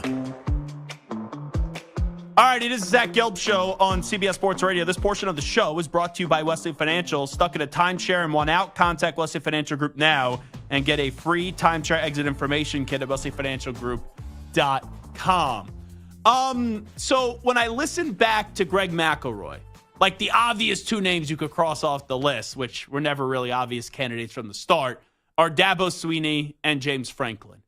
I was curious where he was going to be at with Lane Kiffin. Because Lane Kiffin to me, and I like Lane Kiffin, but when I say head coach of Alabama, the light bulb just doesn't go off for me when it comes to Lane Kiffin. I think Lane Kiffin is like a head coach who's also like a frat star. And that's not the head coach at Alabama. You want to say LSU? You want to say Ole Miss? I could see that. A lot of what we had with Ed Orgeron is what I would say is similar to Lane Kiffin. And we all know Ed Orgeron won a national championship at LSU, and then eventually, shortly after that, they got rid of him. But I think from a structure standpoint, it just doesn't sit right or compute with me when I just envision it. Like, there's just some names you say, so-and-so to Alabama. It's either an X or it's a ding that goes off in your head. It just doesn't register a check for me with Lane Kiffin, even though there's obvious ties. And I think you need a little bit more of a button-up kind of coach. That's why I keep on saying Kalen DeBoer. And I think DeBoer is a good option. And, McElroy obviously knows a lot more than anybody else. He didn't dismiss that name. Like, there was names he was willing to dismiss. He dismissed Lane Kiffin. He dismissed James Franklin. He dismissed Dabo Swinney. But that name DeBoer, he didn't dismiss. Sark, I see the natural tie-ins. I don't think Sark is leaving Texas. I don't. Like, Dan Lanning didn't leave Oregon. And maybe Dan Lanning wasn't really as much of a candidate because of the buyout, like Greg McElroy was saying, as it was presented to us last night, because there was some truth and obviously some lies that were being told last night regarding Dan Lanning. And if Dan Lanning's buyout wasn't 20-something million or whatever it is, maybe he would have taken the job. But Oregon's a good job. And I could understand leaving Oregon for Alabama. But Texas, I know we always kid around and we poke fun at Texas. Are they back and everything? But you just made a college football playoff. And you have Arch Manning waiting in the wings. And you just brought back, or you had Quinn Ewers announce that he was coming back. So that's also another one where when I say Steve Sarkisian, I just don't see him. I can't envision right now a press conference being held in a week or two, whenever it is, where Sark's the next head coach at Alabama. So I think this is going to be fascinating. I really do. And DeBoer's the one that I see right now. But let's say it's not DeBoer. Where are you going to go from there? Like, who is the person? And Greg hit it right on the head. Whoever they hire, unless it's Kirby Smart, which I don't think it's going to be Kirby Smart. Why would you leave Georgia right now when you have built Georgia into that unstoppable brand right now? You have things rolling. You've been able to beat Alabama, and things are just rolling for you right now, and you did that. So, really, that fan reaction, expected to be negative. But just because fan reaction is negative doesn't mean you won't make the right hire. How many times, whether it's in college or the NFL, do we sit here and do we say, okay, this is the hottest name on the market, and that hottest name on the market is out of a job in 2-3 years and was just a putrid head football coach? It happens all the time. And then there's names, NFL and college, that no one talks about. When they get hired, they laugh at them. They say, oh, what a terrible hire it is. And that person goes on to have success. So to the people running this search, you got to have thick skin. Because 9.9 times out of 10 here, whoever you announce is not going to be met with this resounding yes and like this unbelievable reaction from the Alabama fan base, because you just had the greatest college football coach of all time. one of the greatest coaches in any sport ever in Nick Saban. And he is God there at Alabama. So whoever you bring in, especially if they don't have SEC roots, the Alabama fan is going to meet it with resistance. But that's why, this coach, whoever they hire, has got to have thick skin.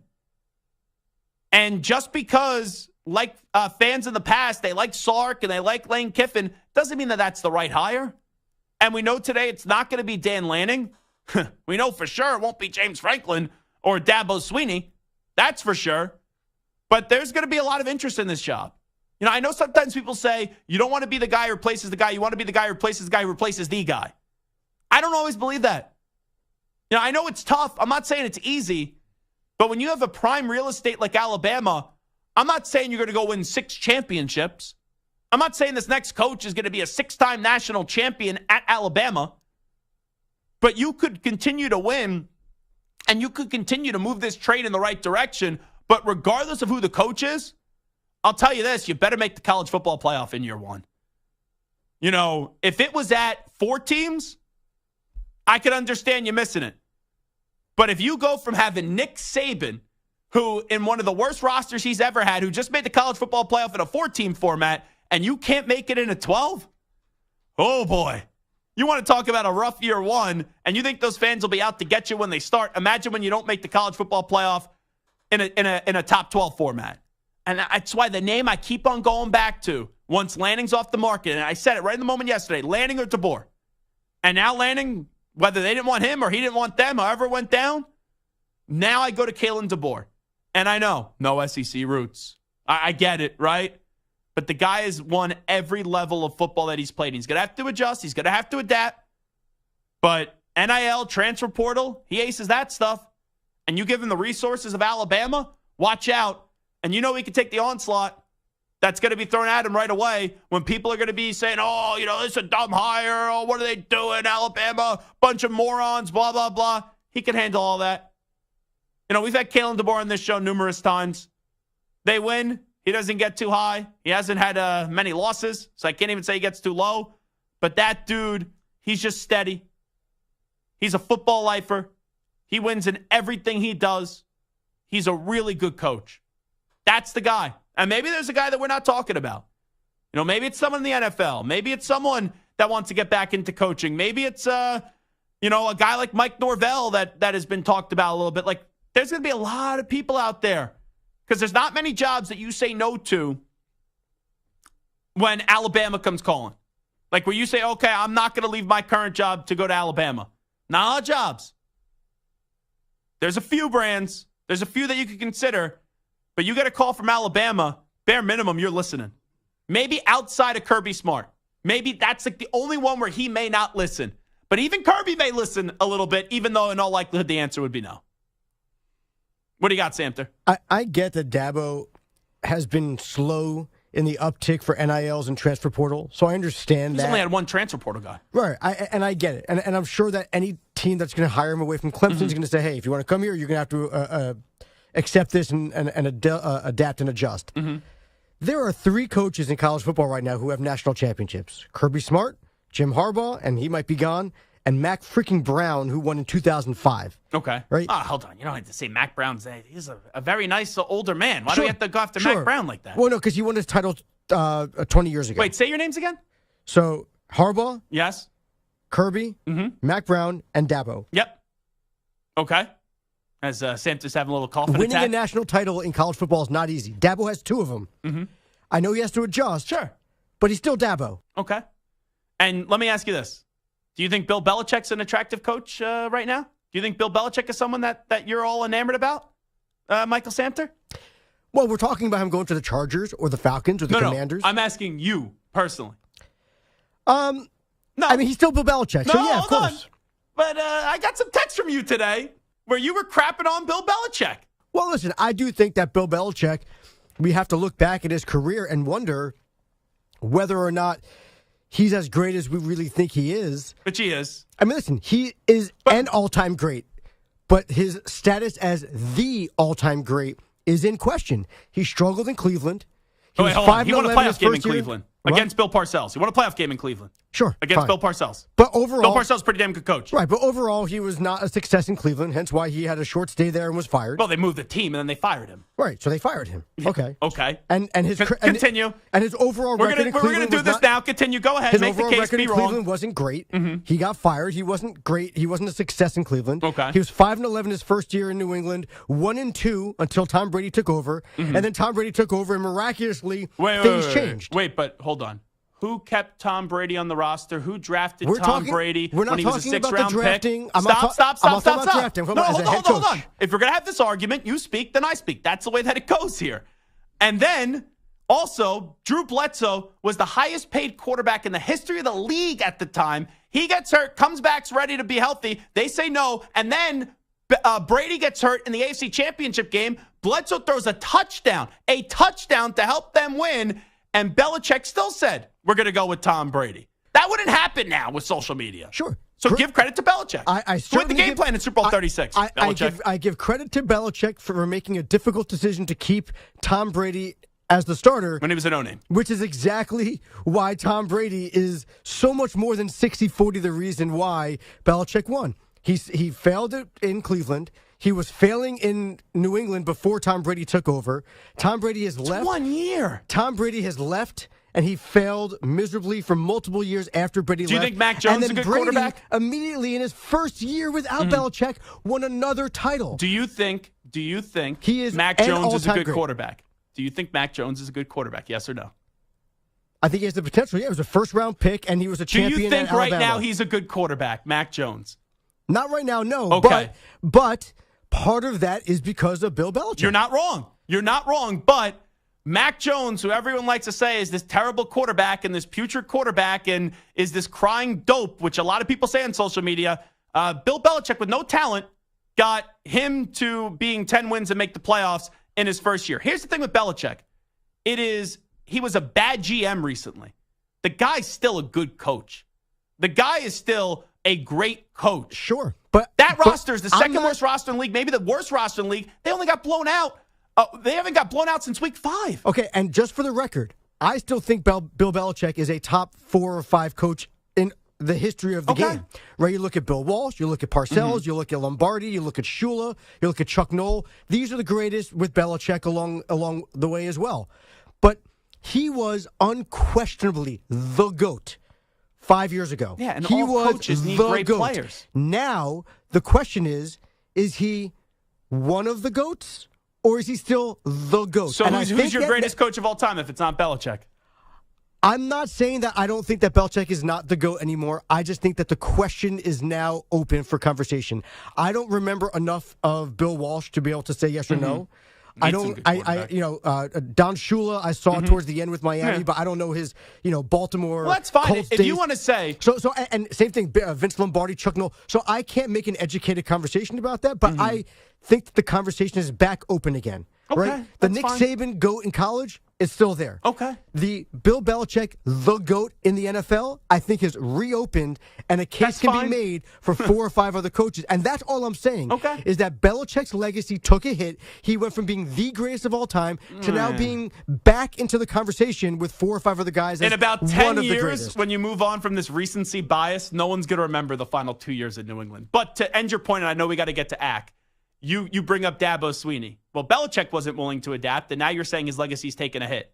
And this is not an in the now take. This is a 3-year ago take when Zach Gelb got dragged in every Clemson messaging board. He has refused to adapt to the 2 biggest things in the sports right now, the transfer portal and the NIL. And just like Belichick, he is too stubborn to actually change. And that's why Dabo Swinney would not be a good choice to replace Nick Saban at Alabama. Update time. Let's get to the Ack Man, Rich Ackerman.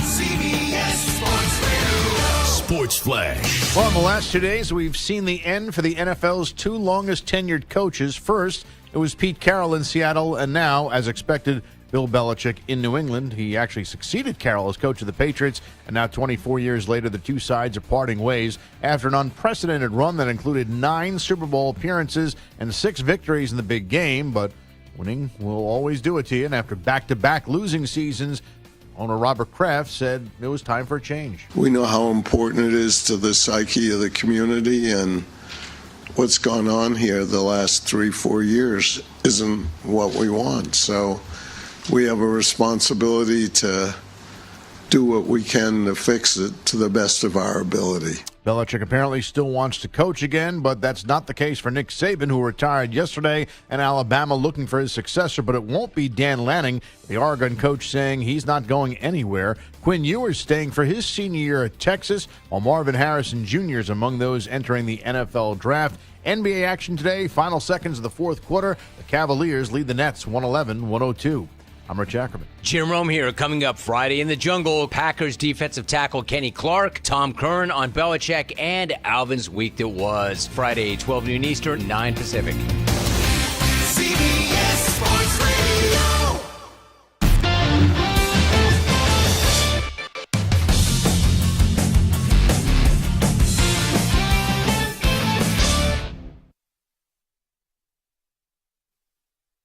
You're in a 5-minute break.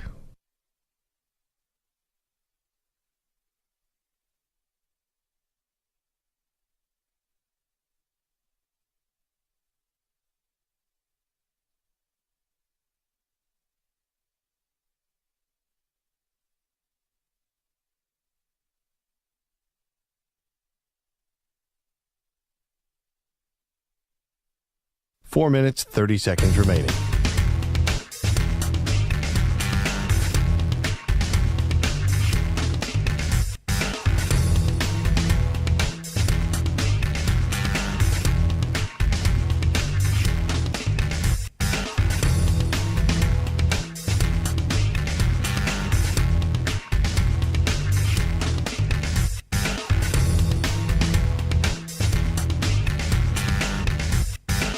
Four minutes remaining.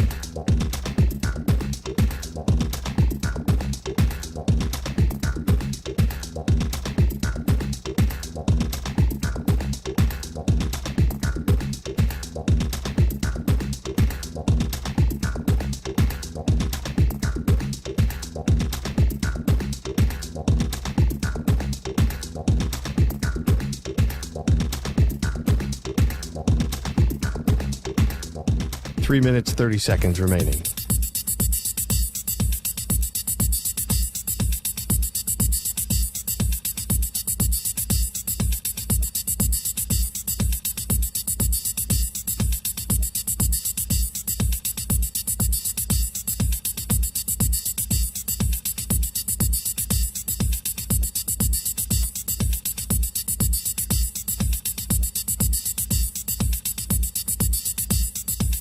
Three minutes remaining.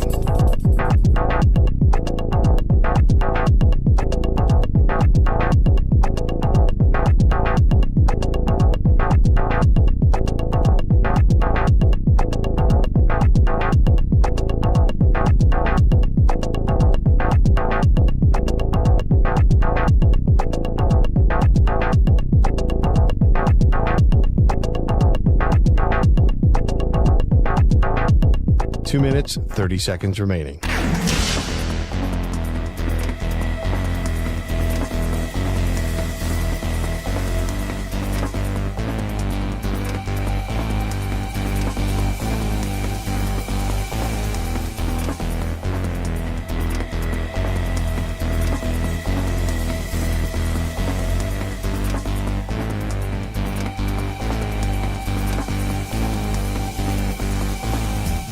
Two minutes remaining.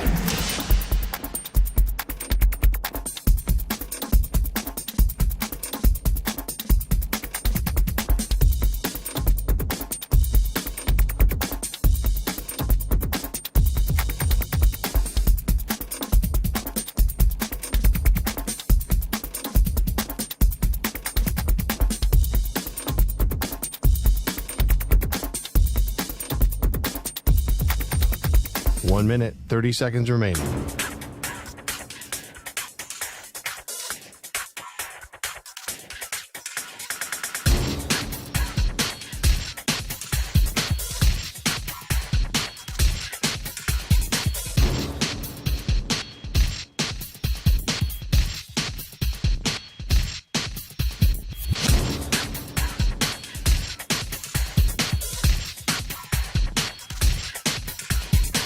1 minute remaining.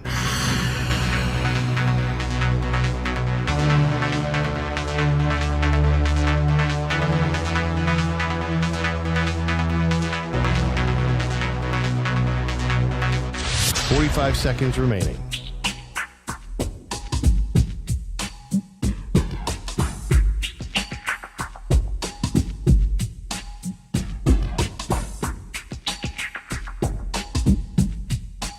Seconds remaining.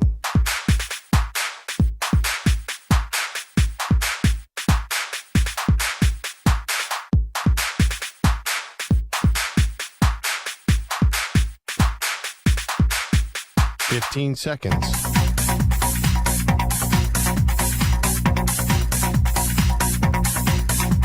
Break ends in 5 seconds.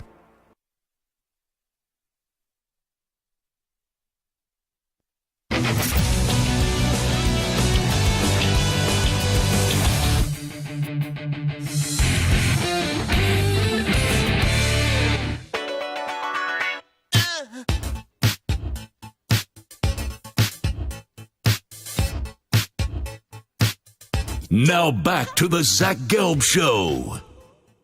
All righty, this is Zach Gelb Show on CBS Sports Radio.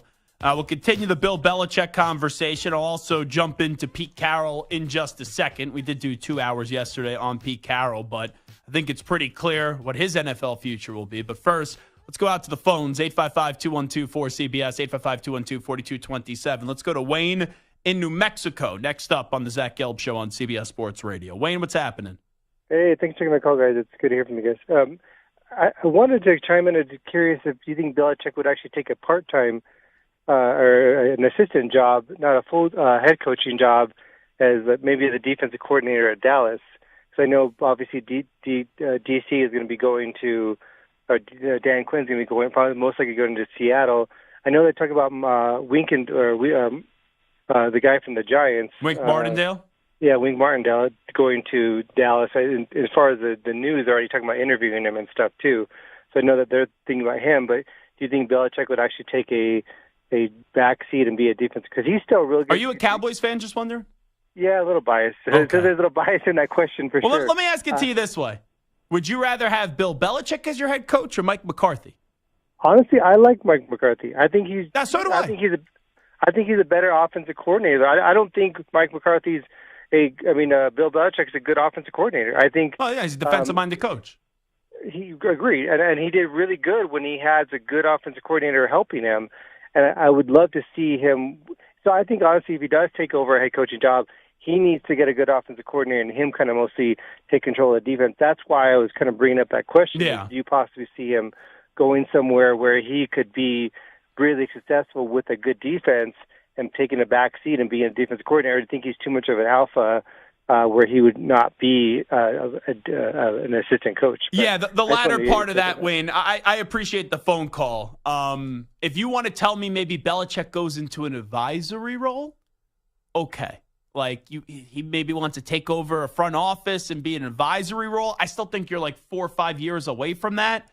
But there is no way when Bill Belichick still wanted to be the coach of New England and Robert Kraft basically told him, we just don't think it's going to work out here anymore with you, that Belichick is then going to go to Dallas and be a defensive coordinator. And not just Dallas, anywhere. He's not going to be a DC.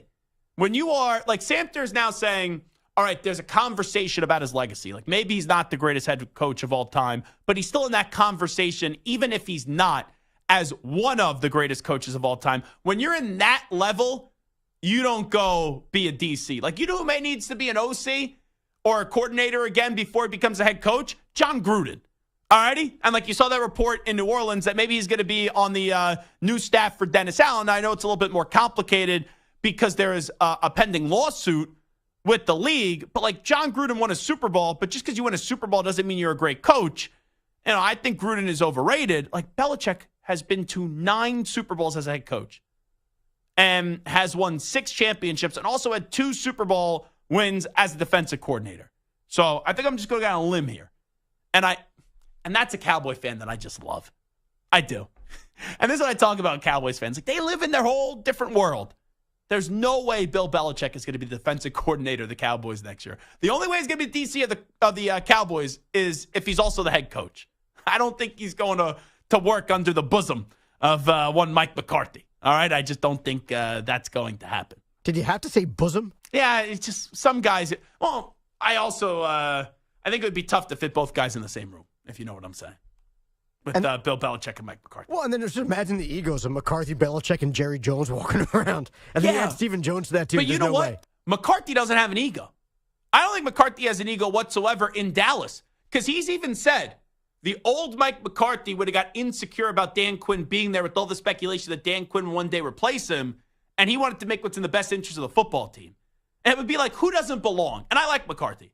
But if you had an organization where it was McCarthy as the head coach, I can't even believe I'm entertaining this. And then Belichick as the DC, and then Jerry Jones as the owner, that's basically your team is run by Jerry Jones and Bill Belichick. Like Mike McCarthy had the head coaching job and title, but he really have no power inside that organization. So we could punt on the rest of that conversation. All righty, we will take a break. When we come on back, let's do a little predictions. Where is Harbaugh going to land? Where is Belichick going to land? Where is Pete Carroll going to land? And where is Mike Vrabel going to land? Because we see Nick Saban retire. I already told you my endorsement is for Kalen DeBoer. Take it for what it's worth to replace Nick Saban. Belichick available. Pete Carroll now available. Mike Vrabel now available. And Jim Harbaugh. I can't say he's sitting in silence when he texted me back this week. But Jim Harbaugh, everyone just assumes that the domino to fall is going to be him leaving Michigan to go to the NFL. Now, there's a parade for Michigan, I think, on Saturday. So I don't think you're going to make that announcement now and then move away from that. There's still a process to undergo, too. But I would say within 2 weeks, Jim Harbaugh, maybe 3 max, is leaving his alma mater, where he also won a national championship, and he's going back to the NFL. But we'll make some early official predictions when the Zach Gelb Show does continue in 5 minutes right here on CBS Sports Radio, across all the great local CBS Sports Radio affiliates, Sirius XM Channel 158, the free Odyssey app, and, of course, streaming live on YouTube, youtube.com/CBS Sports Radio. If you don't follow us on social media, make sure you do so right now. Like, what are you waiting for? At Zach Gelb, ZachGelb. I'll even spell it for you. Twitter, Instagram, X, whatever you want to call it. We're there. Follow us.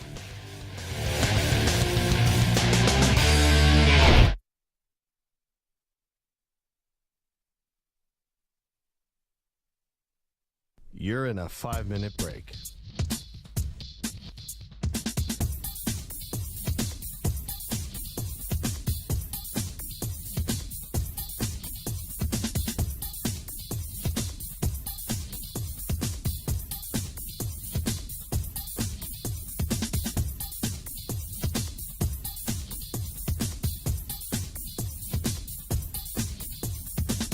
Four minutes, 30 seconds remaining.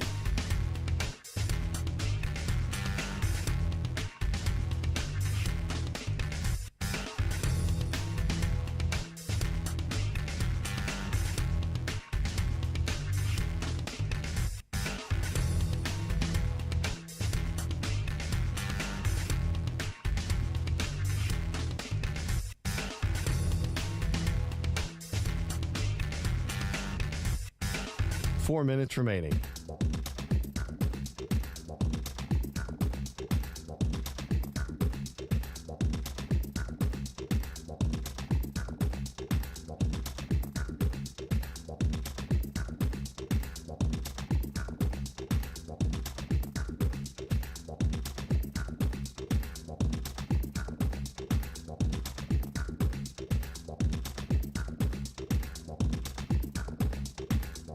Three minutes, 30 seconds remaining.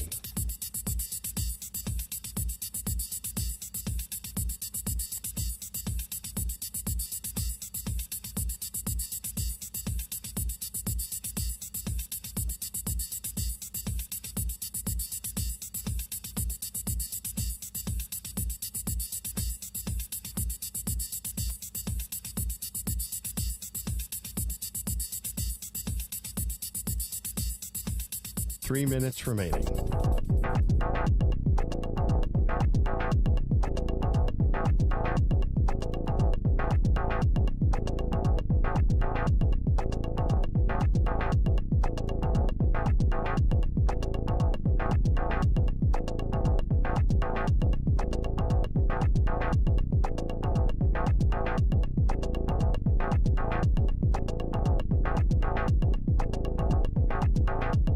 2 minutes, 30 seconds remaining.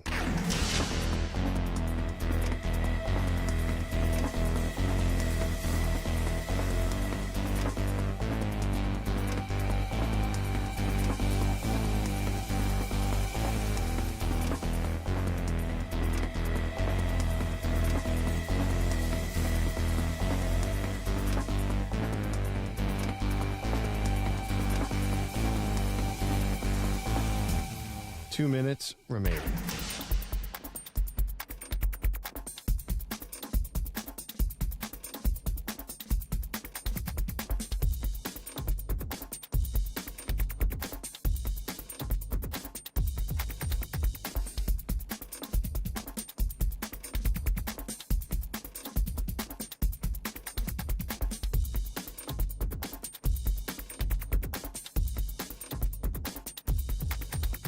One minute, 30 seconds remaining.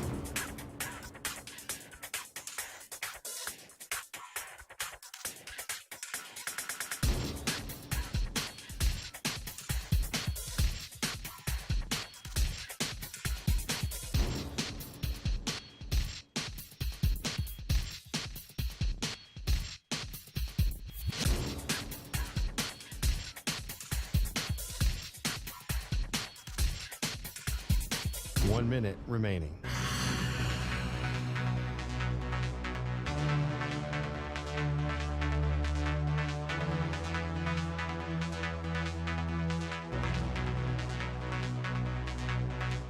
Forty-five seconds remaining.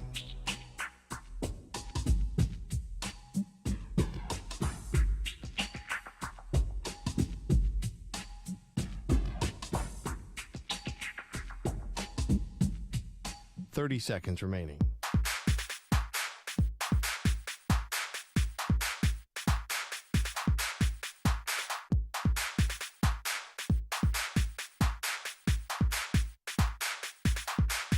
Fifteen seconds.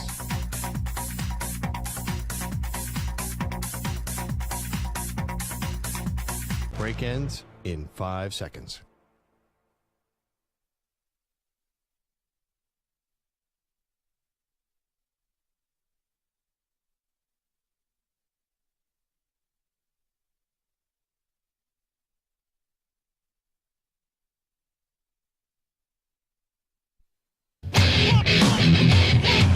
He's live.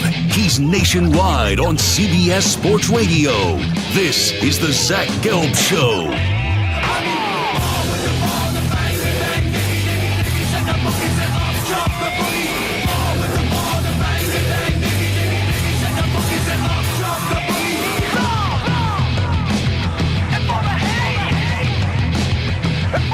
Here's your host, Zach Gelb.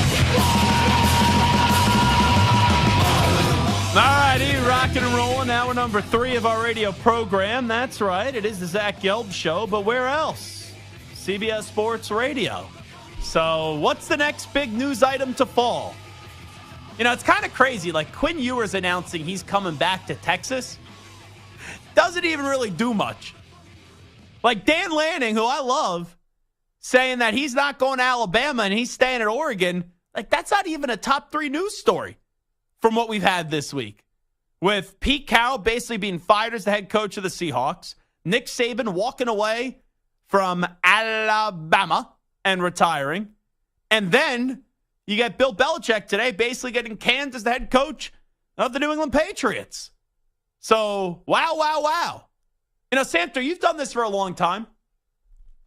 I can never remember a time when you're just talking about coaches or even like trades and things like that, like even the start of free agencies, where you know that's when it's open and guys are going to be going off the board, where you've had 3 enormous names, like 3 legendary names, where Belichick's been the greatest name maybe of all time in the sport from a coaching perspective, certainly the last 20 years in the NFL.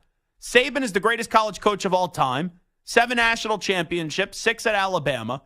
And then it's like Pete Carroll, who has won a national championship in college and then has won a Super Bowl in the NFL. His news goes all the way to the back of the line because of the 2 guys that are in front of him in Belichick and Saban. It's really just a crazy world and a crazy time that the last 24 hours have been. It's really remarkable that in less than 24 hours, Carroll gone as the coach of the Seahawks, Saban out at Alabama retiring, and then also Bill Belichick out as the head coach of the Patriots. It's crazy. I can't remember a news cycle like this. I mean, last year we had Brady retire in February. Russ Wilson was traded. And Aaron that was 2 Rodgers, years ago, yeah, Russell I'm sorry. Wilson. And then Aaron Rodgers. Yeah. Maybe it was like the first Brady retirement. Okay. And then Russell Wilson was traded right back to back. Last year, Russell Wilson was traded, and then or Brady retired again, and then Aaron Rodgers was traded. It feels like there's been some news cycles that have had a few things, but not like this. Not like one after another, after another, after another. You couldn't even breathe. You couldn't even breathe and appreciate what Pete Carroll did in Seattle until you get on the microphone yesterday and go, Saban's out of Alabama. And it's like, so much for Pete Carroll.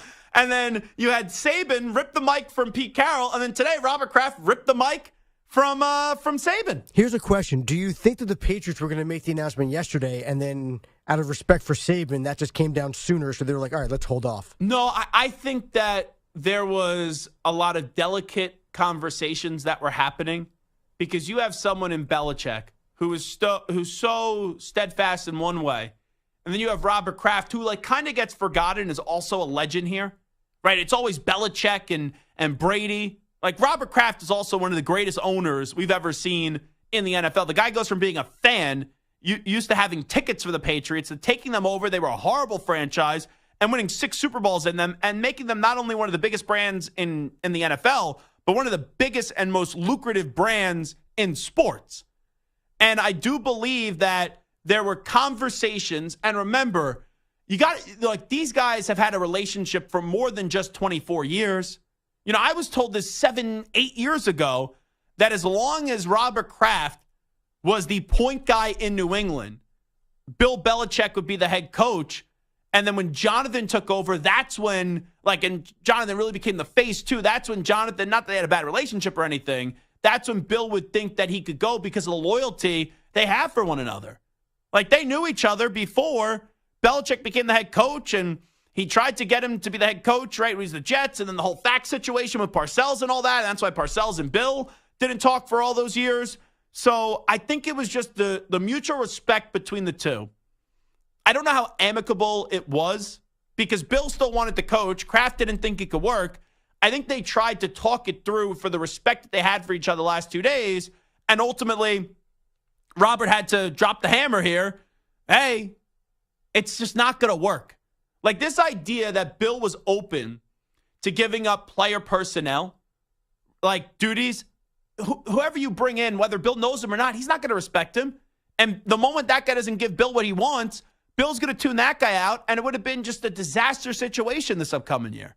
And also, Bill's 71. It was time. It was time to move on. This is not a quick fix. This is a 3-year rebuild. Year 1, whoever the new coach is, no expectations. Wash year. Year 2, improve. Then year 3, go contend for a playoff spot. That's the format that I lay out here. So it's really wild. And I think this is something I said in the moment yesterday. Because when that news broke, getting back to Pete Carroll, there was a belief that, Pete's going to be there next year. And Pete's going to be in the front office in some capacity. And I was like, this doesn't make sense. Because, we knew the Belichick news was coming. The Saban stuff, it surprised people, but I think people realized this year this guy wasn't going to go coach for another 6 to 10 years. I didn't think he was on the 18th hole walking into the clubhouse. I thought he was on hole 16 or 17 walking up the fairway on one of those holes. But when it came to Pete Carroll, when he's on a Seattle radio station on Monday saying he's going to coach, it just felt unnecessary that he needed to say that. I know there's some people speculating that maybe he's not going to coach as long as what we thought. But no one, at least in my opinion, the way that I viewed it, I didn't think that Pete Carroll was in danger of losing his job. I thought he'd be able to go out on his own terms. But that's not the way that they operated that in Seattle. So let me play you this audio. Because it's from the Pete Carroll press conference yesterday. Pete Carroll made it clear that he fought to keep his job as the Seahawks coach, and ultimately he lost. I competed pretty hard to be the coach, just so you know, because I just wanted to make sure that I stood up for all of our coaches and the players and the things that we had accomplished, not so that we could be the coach still, but so that we could continue to have a chance to be successful and keep the organization going. That's what I was fighting for. In that regard, that was what I was representing in our discussions, and we got to a good part, good clean spot where it made sense, and I went along with their intentions. See, he went along with it. See, there's sometimes people tell you things are amicable and you know they're not amicable. But then the person that is getting the short end of the stick or is getting pretty much replaced or fired, whether you see it or not, like whether you can make sense of it or not, they'll just put on a good front because of the relationships that they had in the past and they still value those. That's what Pete Carroll did yesterday. Yeah, this guy crying at the podium yesterday. He didn't want to lose his job as the head coach. He thought he should still be the head coach of the Seattle Seahawks. And quite frankly, I agree with him.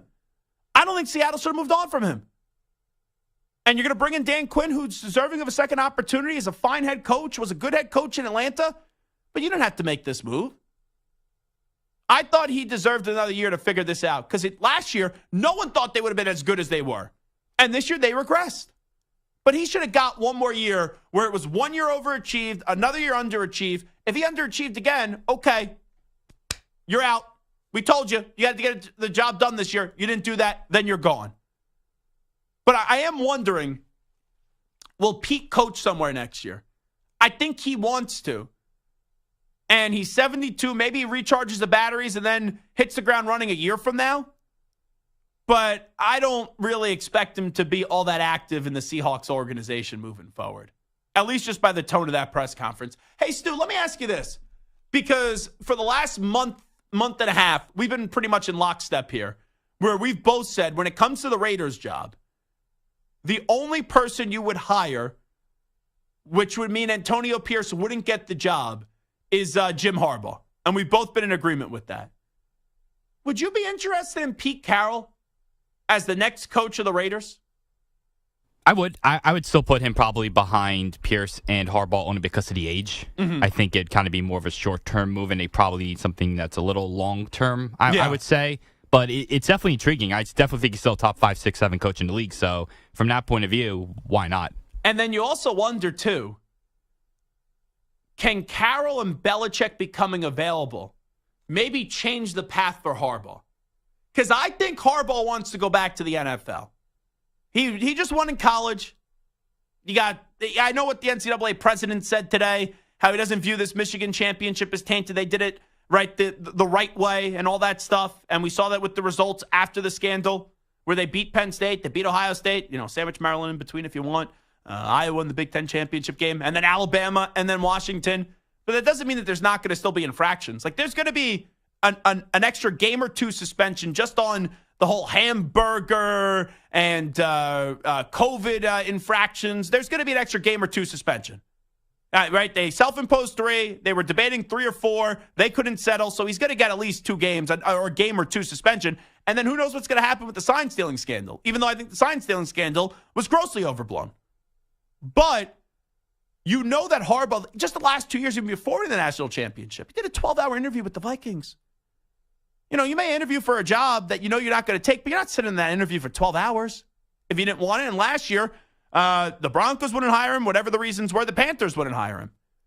But now with Belichick and Carroll becoming available, even though they're significantly older, they've been in the NFL just as recent as last year. Harbaugh hasn't been in the NFL in quite some time. Now, I still think Jim Harbaugh's a phenomenal head coach. I still think Jim Harbaugh will go right back to the NFL and make a team a Super Bowl contender instantly. But I wonder for teams like the Raiders, I wonder for teams like the Chargers, do they say, I'm going to go get Pete Carroll? Like, will the Raiders go get Pete Carroll and will the Chargers go get Bill Belichick? Because Belichick we know is available, and I don't think the Seahawks are going to block Pete Carroll from becoming a head coach just because they came up with this idea, we'll put you up in the front office in some advisory role. So, if I said to make some rough predictions right now, when you get to some of the names available, Belichick, Harbaugh, Pete Carroll, and Vrabel, I'm going to say Belichick to the Falcons. But I would not rule out the Cowboys. I think if the Cowboys lose this weekend, Belichick's going to the Cowboys. Depending on how and I don't think they'll lose this weekend, but depending on if they lose in the second round and how they lose in the second round, I would also open up that conversation a week from now after the divisional round weekend. But right now, I would say Belichick to the Falcons. Because I think Arthur Blank is desperate. You know, that division's not good. Carolina sucks. The Saints they're not good. They could have won the division this year. And Tampa Bay, they just won the division at 9-8. I don't think anyone's intimidated by Tampa Bay, who could beat the Eagles this weekend. But I think you have enough pieces in Atlanta, not saying to win a Super Bowl, but you got Bijan Robinson, you got Tyler Algier, you got Drake London. You know, you go sign like Kirk Cousins. You know, Belichick go win 10, 11 games there next year. He could easily. So I think Belichick to the Falcons. I'm still going to say Harbaugh to the Chargers. But you know what? I could see Pete Carroll landing in the Chargers now. You know, I don't think it's that far-fetched. You need a guy that is ready to win now. Harbaugh could easily do it. But Pete Carroll's had a lot of success for many years. The Chargers need like an immediate face of that franchise to save Justin Herbert too.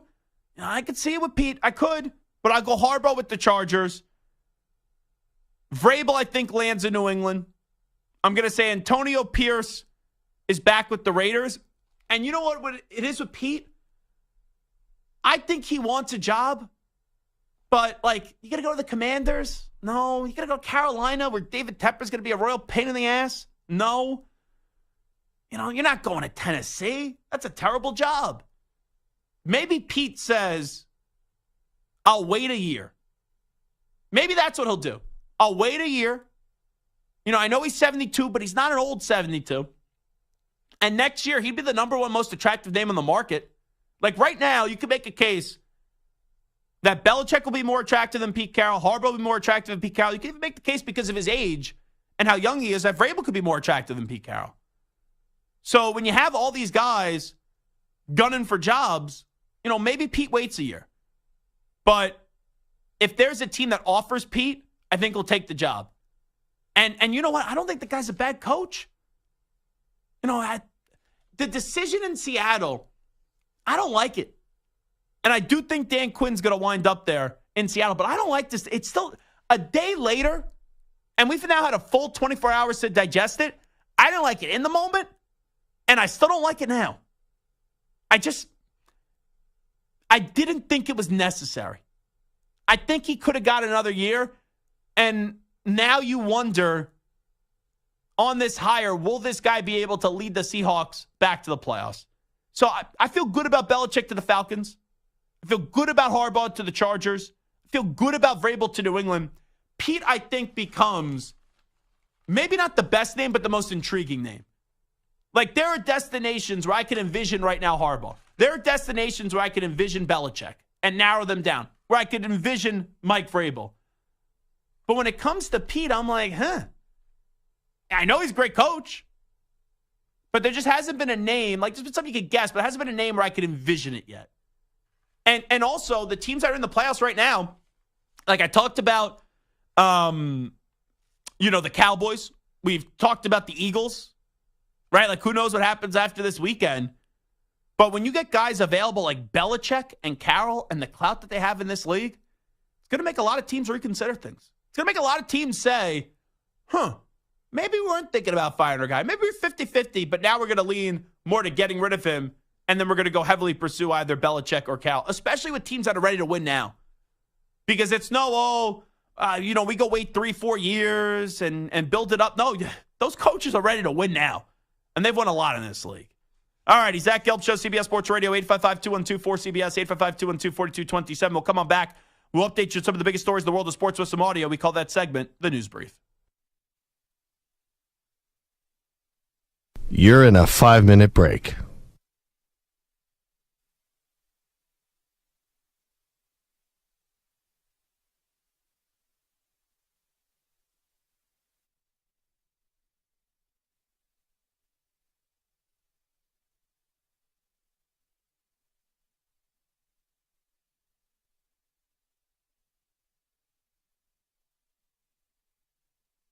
4 minutes, 30 seconds remaining.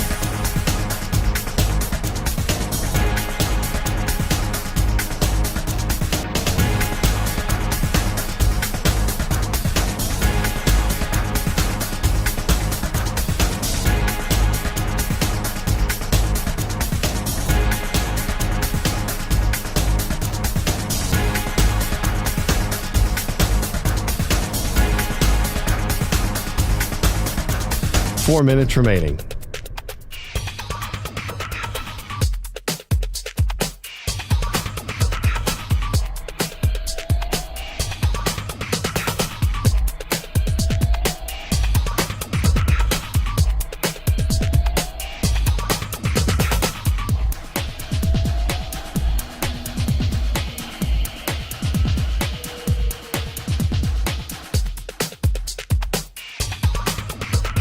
Three minutes, 30 seconds remaining.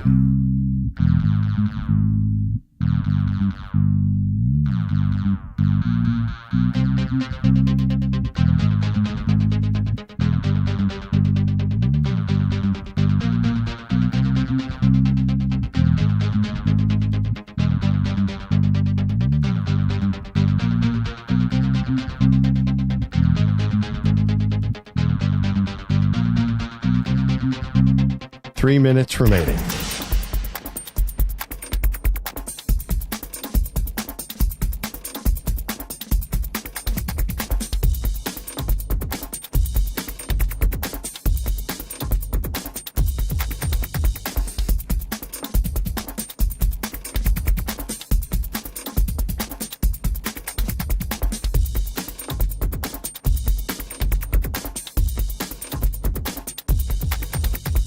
Two minutes, 30 seconds remaining.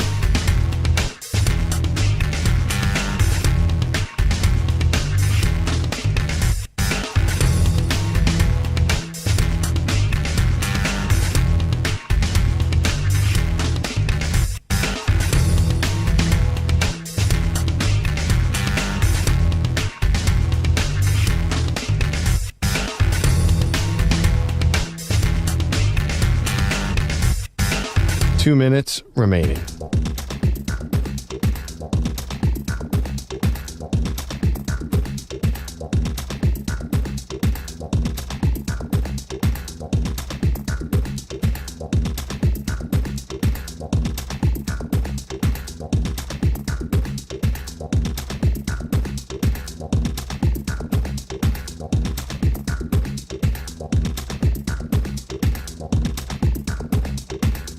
One minute, 30 seconds remaining.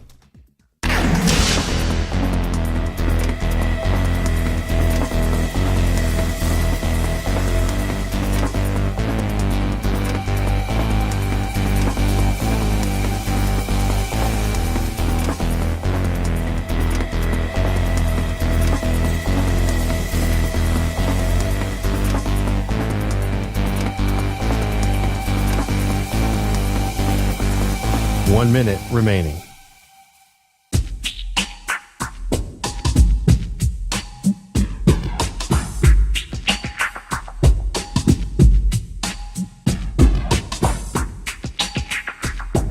.45 seconds remaining.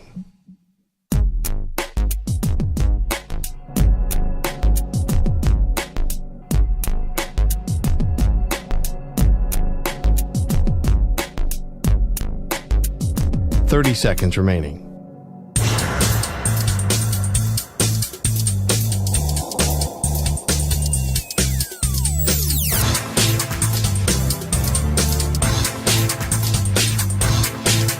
.15 seconds.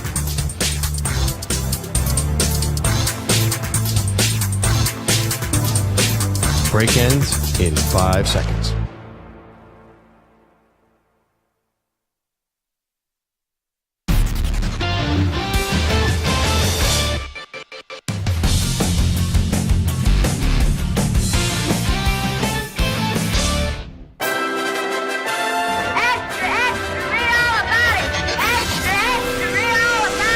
time for your daily news brief. We get you caught up on the rumors, reports, and reconnaissance from the day in sports. Stream the NFL on Westwood One for free, sponsored by AutoZone. All season long, you can listen to every Westwood One broadcast of the NFL Live on the NFL app by asking Alexa to open Westwood One Sports, or on the Odyssey app. Get in the zone, AutoZone. AutoZone's free battery testing and charging is available for free at your local AutoZone. Get in the zone, AutoZone. Restrictions apply. So I've always said Bill Belichick has an underrated sense of humor.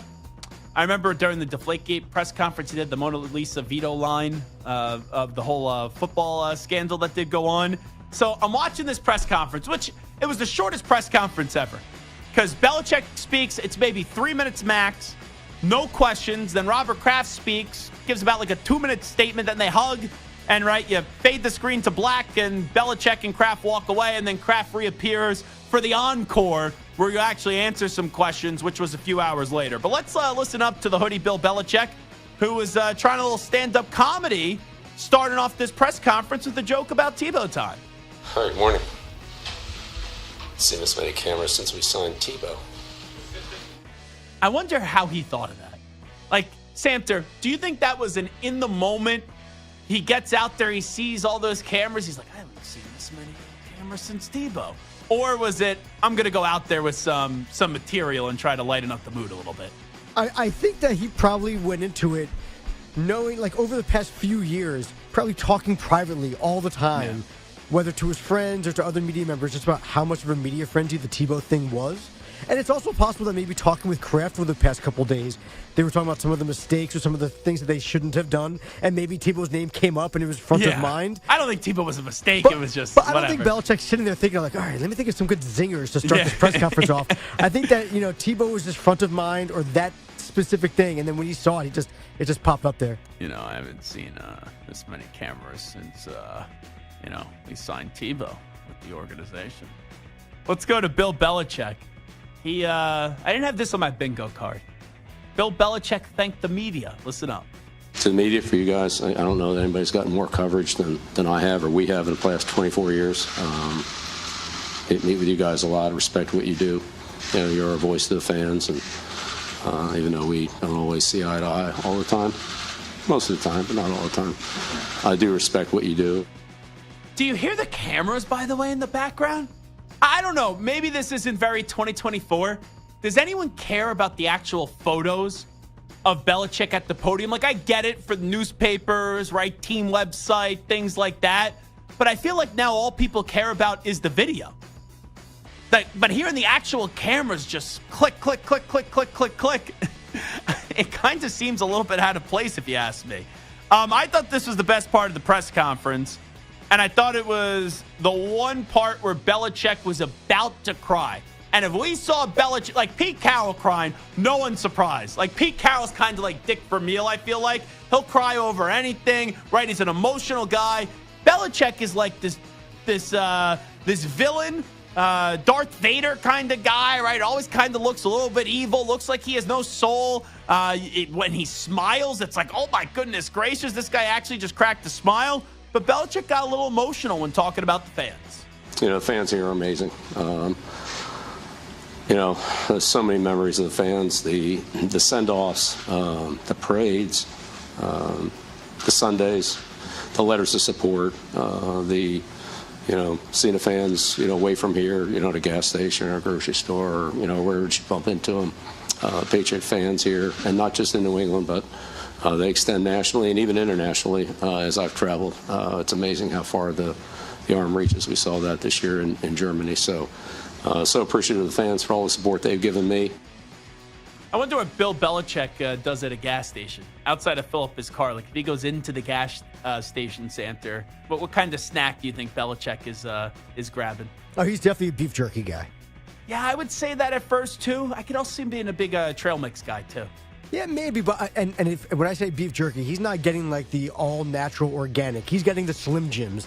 He's pulling out like a spicy step into a Slim Jim Macho Man Randy Savage style. I could also see him being a Krispy Kreme donut guy. Yeah, I know Dunkin' Donuts is big up in Boston, so maybe it's Dunkin' Donuts. Guy. Yeah, but I can see him being a big like Boston cream donut kind of Boston guy. cream is so good. Or just maybe like a chocolate glazed donut. I can see Belichick with his face on it, maybe. Go Pats. or Brady's face. He gets to eat Brady's head. I don't know about that one. I think he'd be a little bit annoyed that his face wasn't on the donut. I could also see him eating some munchkins too. Belichick could be a big munchkin guy. I love munchkins, by the way. Yeah, you could go. I could eat about like 40 munchkins if I needed to. They are phenomenal. So let me ask you this: 2 things, Santer. Well, this isn't what I was going to ask you, but would you consider yourself someone that's a little bit petty? Like I think like everyone has a little bit of pettiness in them, right? I mean, I think everybody has a little bit, but I wouldn't consider myself overly petty by any means, no. So the understanding of this is that Belichick still wanted to coach the team, but Kraft no longer wanted him to coach the team without.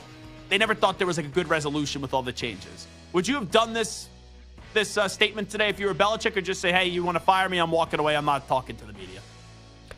No, I think that would have been overly petty. He's had too much time in New England, and he's too respected, beloved, and didn't take any questions. Historic there. Yeah, but at the end of the day, you got to go up there. You got to thank who you want to thank, and you didn't have to worry about any of the hard questions. I think if he didn't show up, that would have been a level of petty that would have been beneath him. You know my first question would have been today? If there was questions? Hey, Bill, Zach Gelb here, CBS Sports Radio. Good to see you. Thanks so much for all you've done. Just wondered, what's your New Year's resolution this year? Less Slim Jim. Do you remember the reporter a few years ago? It was like after a playoff game. It was like, Bill, what's your New Year's resolution this year? So it's an all-time classic clip. The other thing, too, Nick Saban. I don't know, the day after I'm retiring, I ain't showing up at 7 in the morning. Even if you're trying to help the team in the next transition. Like, let's say we have a long enough run here at CBS Sports Radio. Where, like, radio's still around for years and years to come, and I'm ready to retire. If I retire, I don't think I'm coming in the next day to work early in the morning if they ask me, we want you to be on the advisory committee to try to select the new talk show host here at CBS Sports Radio. So I'm out of here. You guys have enough intelligent minds here. You guys figure it out yourself. Let's go to one more comment from Bill Belichick. His final comment says the head coach of the New England Patriots. There's so many fond memories and thoughts that I think about the Patriots and I'll always be a Patriot. I look forward to coming back here, but at this time, we're gonna move on, and I look forward, excited for the future, but always very, very appreciative of the opportunity here, the support here, and what you've done for me. Thank you. Is there a chance Belichick's not coaching next year? Because they gave up the vibe today. Kraft even said it. Right, it's going to pain him to see him with a cutoff hoodie somewhere else. Is there any chance that Belichick's not coaching somewhere next season? I think the only way, I don't think Belichick's going to just take any job. Right, I read that the Commanders are not interested in Belichick. Okay, I don't know if that's true, but you never know. Yeah, but let's say it's a job that he's just not interested. I don't think he's just going to take a job just to have a job. The Falcons could work for him. I don't think he would take the Titans job. I think he has to take it. I don't think he'd take the Carolina job. No, not with that bozo. No, I don't think that. So I think if let's say the Chargers end up going with Harbaugh, and the Raiders go with Pierce, and the Falcons find somebody else. I don't think the Raiders are gonna after they just brought in McDaniels, and that was a disaster. I know Belichick is obviously in a totally different class than McDaniels, but since McDaniels is a Belichick guy, I have a tough time seeing the Raiders going with Belichick. I think it's between 3 teams. I really do. I think it's between the Chargers, the Falcons, and then if the Cowboy job becomes available. Those are the 3 teams that I could see. Anyway, let's keep it moving and grooving here. Let's go to Robert Kraft. He was asked, did they consider keeping Belichick but taking away some of his roles and then just making him focus only on being the head coach? Yeah, we've thought about that, but I've had experience running different businesses and trying to develop a team. And think about it, when you have someone like Bill who's had control over every decision, to then take some of that power away and give it to someone else. Accountability is important to me in every one of our companies, and where he had the responsibility and then someone else takes it, it's going to set up confusion and, well, it was his pick and that was a bad pick, or he didn't play him right, or, it wouldn't work, in my opinion. I think it's fair to say Bill Belichick is still a great coach. Bill Belichick, the GM, the roster builder, was not good. He was bad as of late. So if you bring someone in, I don't think even if Bill knew that person, he would respect that person because it would be a slight at Bill that you're taking away his power. That I agree with Robert Kraft. I thought it would have been a bleep show if they ended up doing it. And I think it's the right decision to move on. It was just time. Pete Carroll on his meeting with the front office after he was dismissed as the head coach and now is getting moved into some advisory role, which I think is a bunch of bullcrap. Since our last game, I had a couple chances to talk, and first I shared my feelings about our team and about the organization and representing the 12s and my intentions of staying with the Hawks, man. And that was true to the bone. And I want to make sure that that's clear as things have shifted so quickly in most people's perspective. I don't feel bad for Belichick with what happened today. Saban obviously made his own decision too. You hear the pain in Pete Carroll's voice when he speaks. Saban thought it was time. We'll hear from Saban in just a second. Belichick, I think he also thought it was, even though he probably preferred to stay, but once it was presented how he could potentially say, I think he was kind of good with going elsewhere too. But with Pete Carroll, it just seems like he got screwed here. It really does. This is Pete Carroll getting very emotional when he thanked his wife, obviously. Here you go. Here's Pete Carroll. The angel in my life.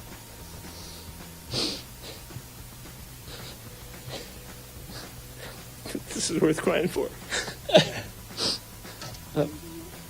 Glenn, nobody would ever understand how significant she had been through all of the stuff that we've been through, and how important she is. As she's just been the angel in my life, and I owe you everything. That's awesome. That really is awesome. Yeah, I know Belichick's not married. He just broke up with his girlfriend, longtime girlfriend Linda Holliday. But could you imagine Belichick ever breaking down like that, crying at the podium? That would be something. I want to see Bill Belichick cry once when just talking about family or talking about football, something like that. Here is Nick Saban. He did an interview today, a sit down with ESPN's Reese Davis on why he chose now is the time to retire. Once you're a coach, you think you're going to be a coach forever. But I actually thought that in hiring coaches, recruiting players, that my age started to become a little bit of an issue. People wanted assurances that I would be here for 3 years, 5 years, whatever, and that got harder and harder for me to be honest about. And to be honest, this last season was grueling. It was a real grind for us to come from where we started to where we got to. Took a little more out of me than usual, and can you do this the way you want to do it? Can you do it the way you've always done it? And if I couldn't make a commitment to do that in the future, the way I think I have to do it, I thought maybe this was the right time based on those two sets of circumstances.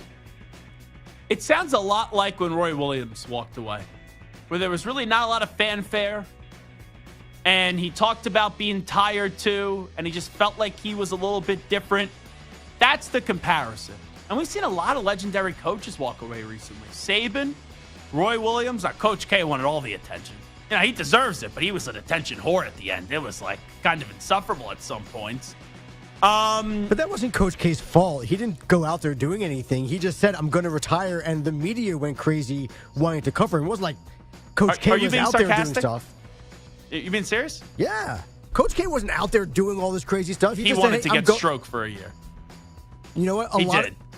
A lot of legends retire, and they announce that they're going to retire. And a lot of coaches, especially in college, when they do it, it gives the recruits and the recruiting You actually cycle help. You actually think Coach K didn't enjoy everything that I'm not saying that he didn't enjoy it. He wanted that. I'm That's sure he enjoyed and it. you're allowed to do that when you're a just legend. like David Ortiz, I'm sure enjoyed his farewell Cheater. tours and getting gifts at every stop that he went to. Not that he deserved it because he's a cheater, but whatever. Oh, stop. But at the end of the day, just stop. Just because Coach K deserved it or enjoyed it doesn't mean that he was like insufferable through the process. He just said, "Hey, I'm going to retire." The media lost their mind because it's Coach K going away, and the media was the one who made it the insufferable. media's fault. You can blame the media for a lot, not Coach K wanting to be an attention whore and get all the attention.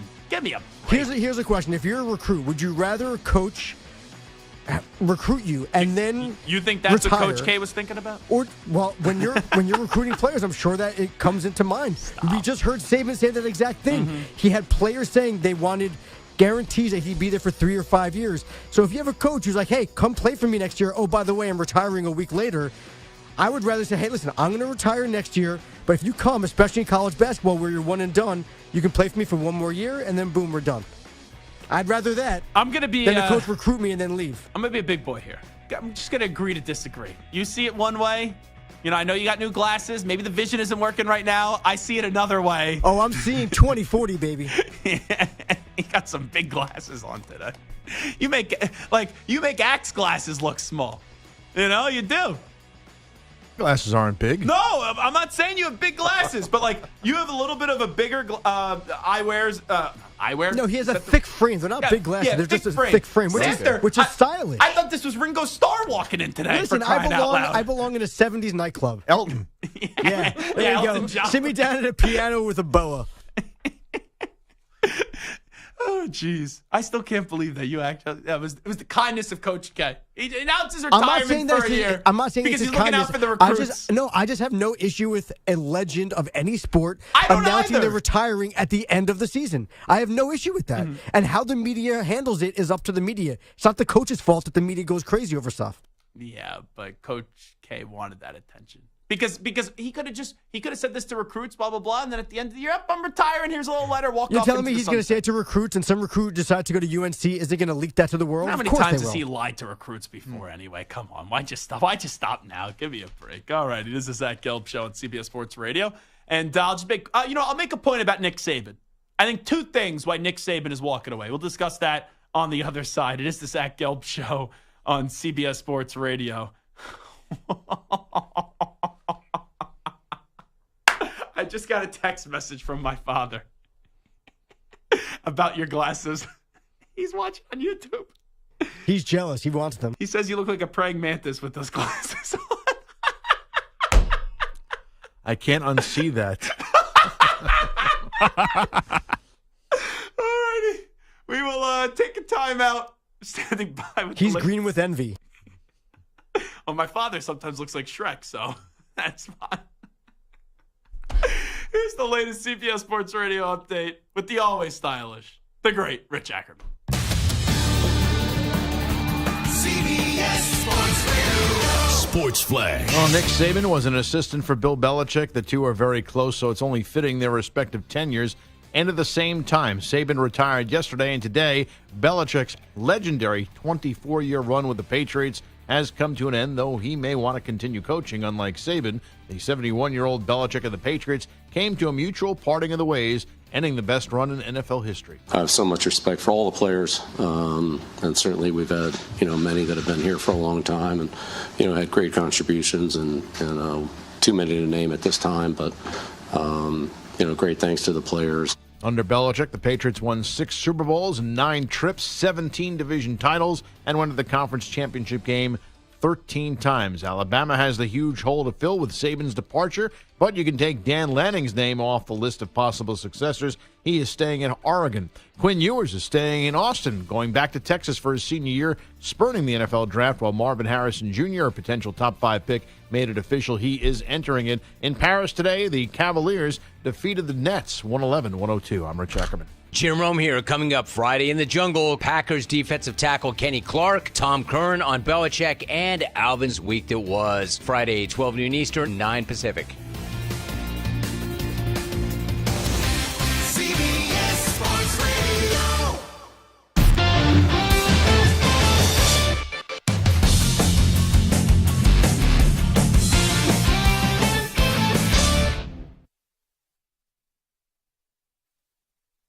You're in a 5-minute break.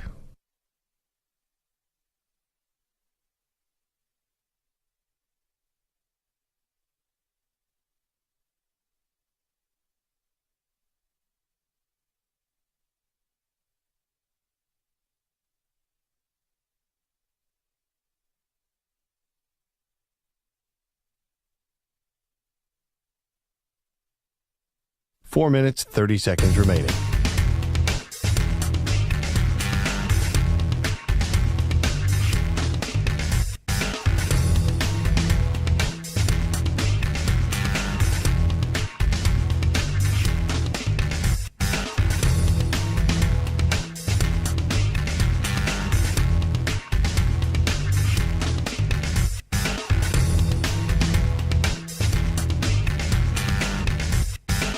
Four minutes remaining.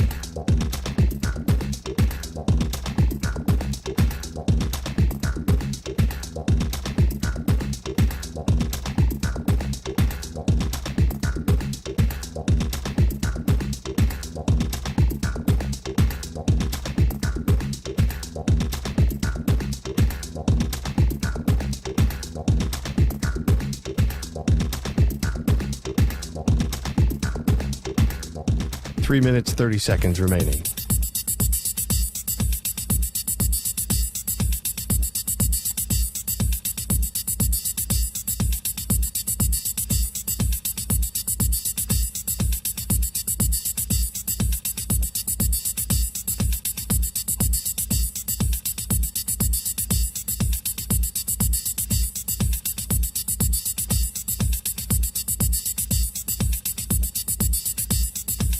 Three minutes remaining.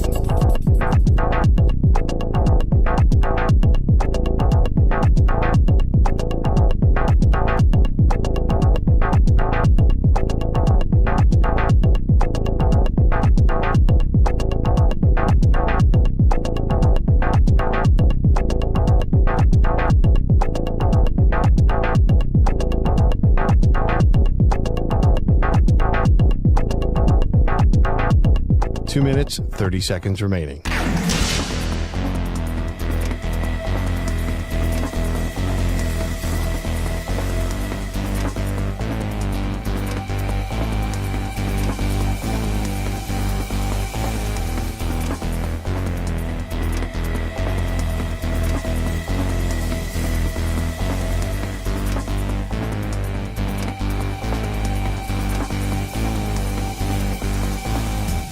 Two minutes remaining.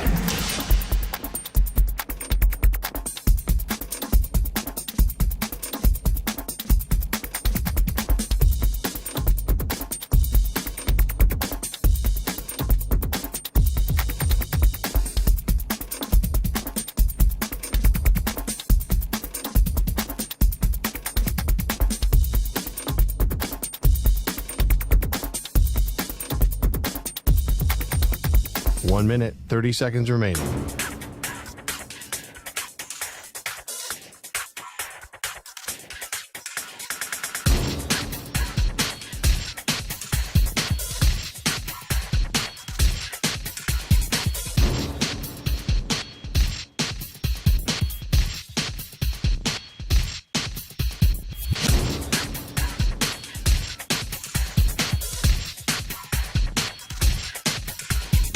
One minute remaining.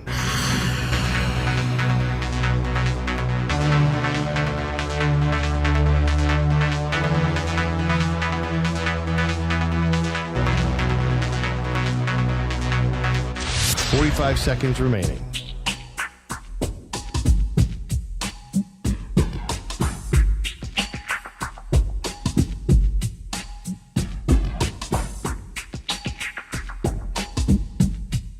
Thirty seconds remaining.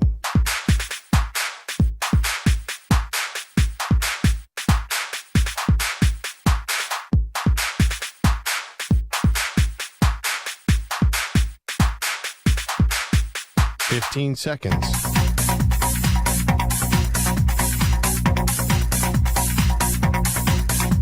Break ends in 5 seconds.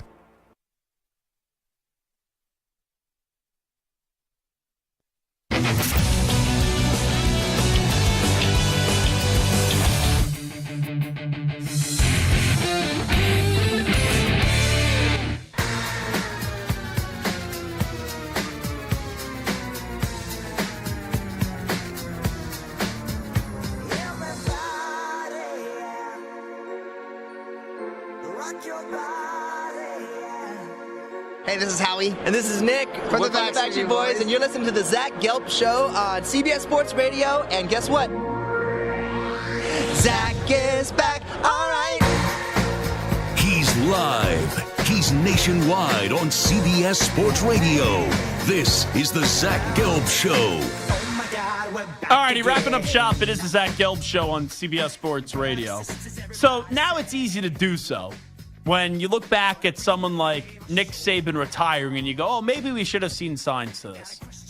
But I remember saying this in the moment, and I just want to bring it up now. Now, let me be clear. I never predicted this year that Nick Saban was walking away after this season. I give credit to Maggie Gray, who after the Rose Bowl, she tweeted out that she thought that was going to be it for Nick Saban. She just had some feeling. So maybe Maggie Gray's got some college football sources that we're not made aware of. So maybe Samter and Stu would have a better idea than me because they worked with Maggie for so many years. But it was a good tweet, good instinct by one Maggie Gray. So congratulations to her. You know, sometimes you put those tweets out there and they end up being right. Maggie definitely was on the right side of that one. But I go back to after the Texas game. And you look at the whole situation with Jalen Milroe, the quarterback at Alabama. And when you went into that USF game, how quickly they pulled the plug on Jalen Milroe. You know, just at that moment in that time, how going into South Florida, they didn't start him after losing to Texas. I'm like, why did you name that guy the starting quarterback then? Like, why did you name him the starting quarterback when the season started? And after blowing out Middle Tennessee, which is expected, and you lose to Texas by 10, when he was your best option at quarterback and you had nothing else behind him, why would you pull the rug out from underneath Jalen Milroe after that USF game? And then it was right after the USF game, they go back to him and play him up against Ole Miss. Like, it just never made sense to me. And I remember saying when they went back to Milroe before that Ole Miss game, which they actually won 24-10, I said to myself, that was the first time in his history at Alabama that Nick Saban heard the outside noise. For all those years where he lectured us on rat poison and ignoring the noise, whether it was positive or negative, he never let the outside noise affect him in decision-making. But it was so crazy and so wild when you're living in a world where after every loss is this the death of the Alabama dynasty? You know, give us a call, 855-212-4CBS. And it just gets so insufferable because there's a certain standard where I think he panicked and he said, I got to bench Milroe. And that's like the one sign that something was different with Saban. But then he completely turns it around. The defense was dominant. Milroe found some magic the rest of the way. And they end up getting to the SEC title game, winning the SEC title game after a crazy Iron Bowl, which are already in the SEC title game. And they beat Georgia, who was thought to be the best team in the country. And yeah, they lost to Michigan. Yeah, it was a bad play call at the end, but, you know, I can't really crush them on the fourth down play when you have a bad snap. And I think just all hell broke loose after that, and there was panic by Jalen Milroe. But it's that decision where if you look back at everything this year, and I'm not saying it makes you say, aha, you know, we should have seen this coming, but it was the one time where Saban follows such a straight path, and he's so meticulous, and he's so well calculated, and he's so well thought out. Whereas the one time he deviated from just that stoic, straight way of walking, you know, every step he takes, every little baby step he takes, it's calculated, and just how quick and rash of a decision and hasty of a decision that was to bench Milroe 2 games after the start of the season. Then after one game, you go back to him. It was like, something was up. But when you turn it around and you go from being 1-1 to then 12-1, and you win the SEC, and you're in the Rose Bowl where you lose to Michigan in overtime, you know, I didn't feel like when he was walking off the field that was going to be it for him. Now, there were moments this year where maybe it was, okay, he's not going to get through the entirety of that last contract extension. And he was going to, and you know, retirement is not that far off, but I never thought it was going to be after this season. So I look back at that isolated moment of benching Milroe, and maybe I'm looking too much into it, but it was that one time where I was like, something doesn't seem right. Something seems off, and something seems different about Nick Saban. I think the great coaches know when it's time. Like, sometimes coaches hang on way too long, like Jim Boeheim. You know, he really did a damage to his legacy. You want to talk about a coach doing damage, the way that he just treated people and how arrogant he was and how he thought he did no wrong. And eventually it was like, okay, you got to go. And that's it. And for Saban, you know, he's in a different realm than Jim Boeheim. And it's nothing against Jim Boeheim. He's a great coach. But for Saban, like, when you're the king, I think he just kind of thought, okay, you know, it's a genuinely positive season. Even saw 2 years ago when they lost in the championship game with Will Anderson and also Bryce Young. You're like, oh, these guys are going to be back this year. I'm so proud of these guys. Like, you don't usually hear that from Saban in a loss when the standard is it's championship or bust. So you saw a little bit at times of a softer side to Nick Saban, really, I thought, the last 2-3 years, even though he gets portrayed the total opposite way, where maybe there were some signs and maybe it was easier to pick up on the trail that he was leaving, the breadcrumb trail that he was leaving, where we probably could have scooped it up and realized that this day wasn't that far off as the way that it was getting perceived to be. But, hey, the last day, Carroll done in Seattle as the head coach, Saban done in Alabama as the head coach, and Bill Belichick done in New England as the head coach. The future of Carroll, intriguing. The future of Belichick, intriguing. And as for Nick Saban, what, he's going to ESPN probably, be in College Game Day? I would have probably, like, going to take over for Lee Corso, I would think, is probably the move. Him and McAfee, they have that relationship. No, you can't get rid of Lee. No, okay. You know, I love Lee Corso. Who doesn't love Lee Corso? It's time, all right? And even so, you could have Lee Corso sit there, and Saban could sit right next to him, and eventually you phase Lee Corso out. How great would that be? Urban Meyer on Fox and Saban on ESPN. That would just be dueling banjos right there. Yeah, well, that Fox show's gotten good. It's done a dent into the brand of College Game Day. Some big names and some interesting guys. Yeah, and that's even after losing Reggie Bush. Like, they lost Reggie Bush. Mark Ingram you knew he was going to be a star when he was playing, but he's a star on television. I like Brady Quinn. I like Matt Leinart as well. But I enjoy both of those shows. But yeah, you know you're getting Saban. You know you're getting Saban, right? It's just going to happen. All righty. Praying Mantis, we'll see you tomorrow. Stuart Kovacs as well. We'll see you tomorrow. Big thanks to Christian Fauria, Greg McElroy, each and every one of you. Big Football Friday tomorrow. Oh, yeah, it's Wild Card Weekend coming up. Let's not forget about that. Talk to you manana, everybody, at 3 p.m. Eastern, noon Pacific. We out. Bye-bye. Peace.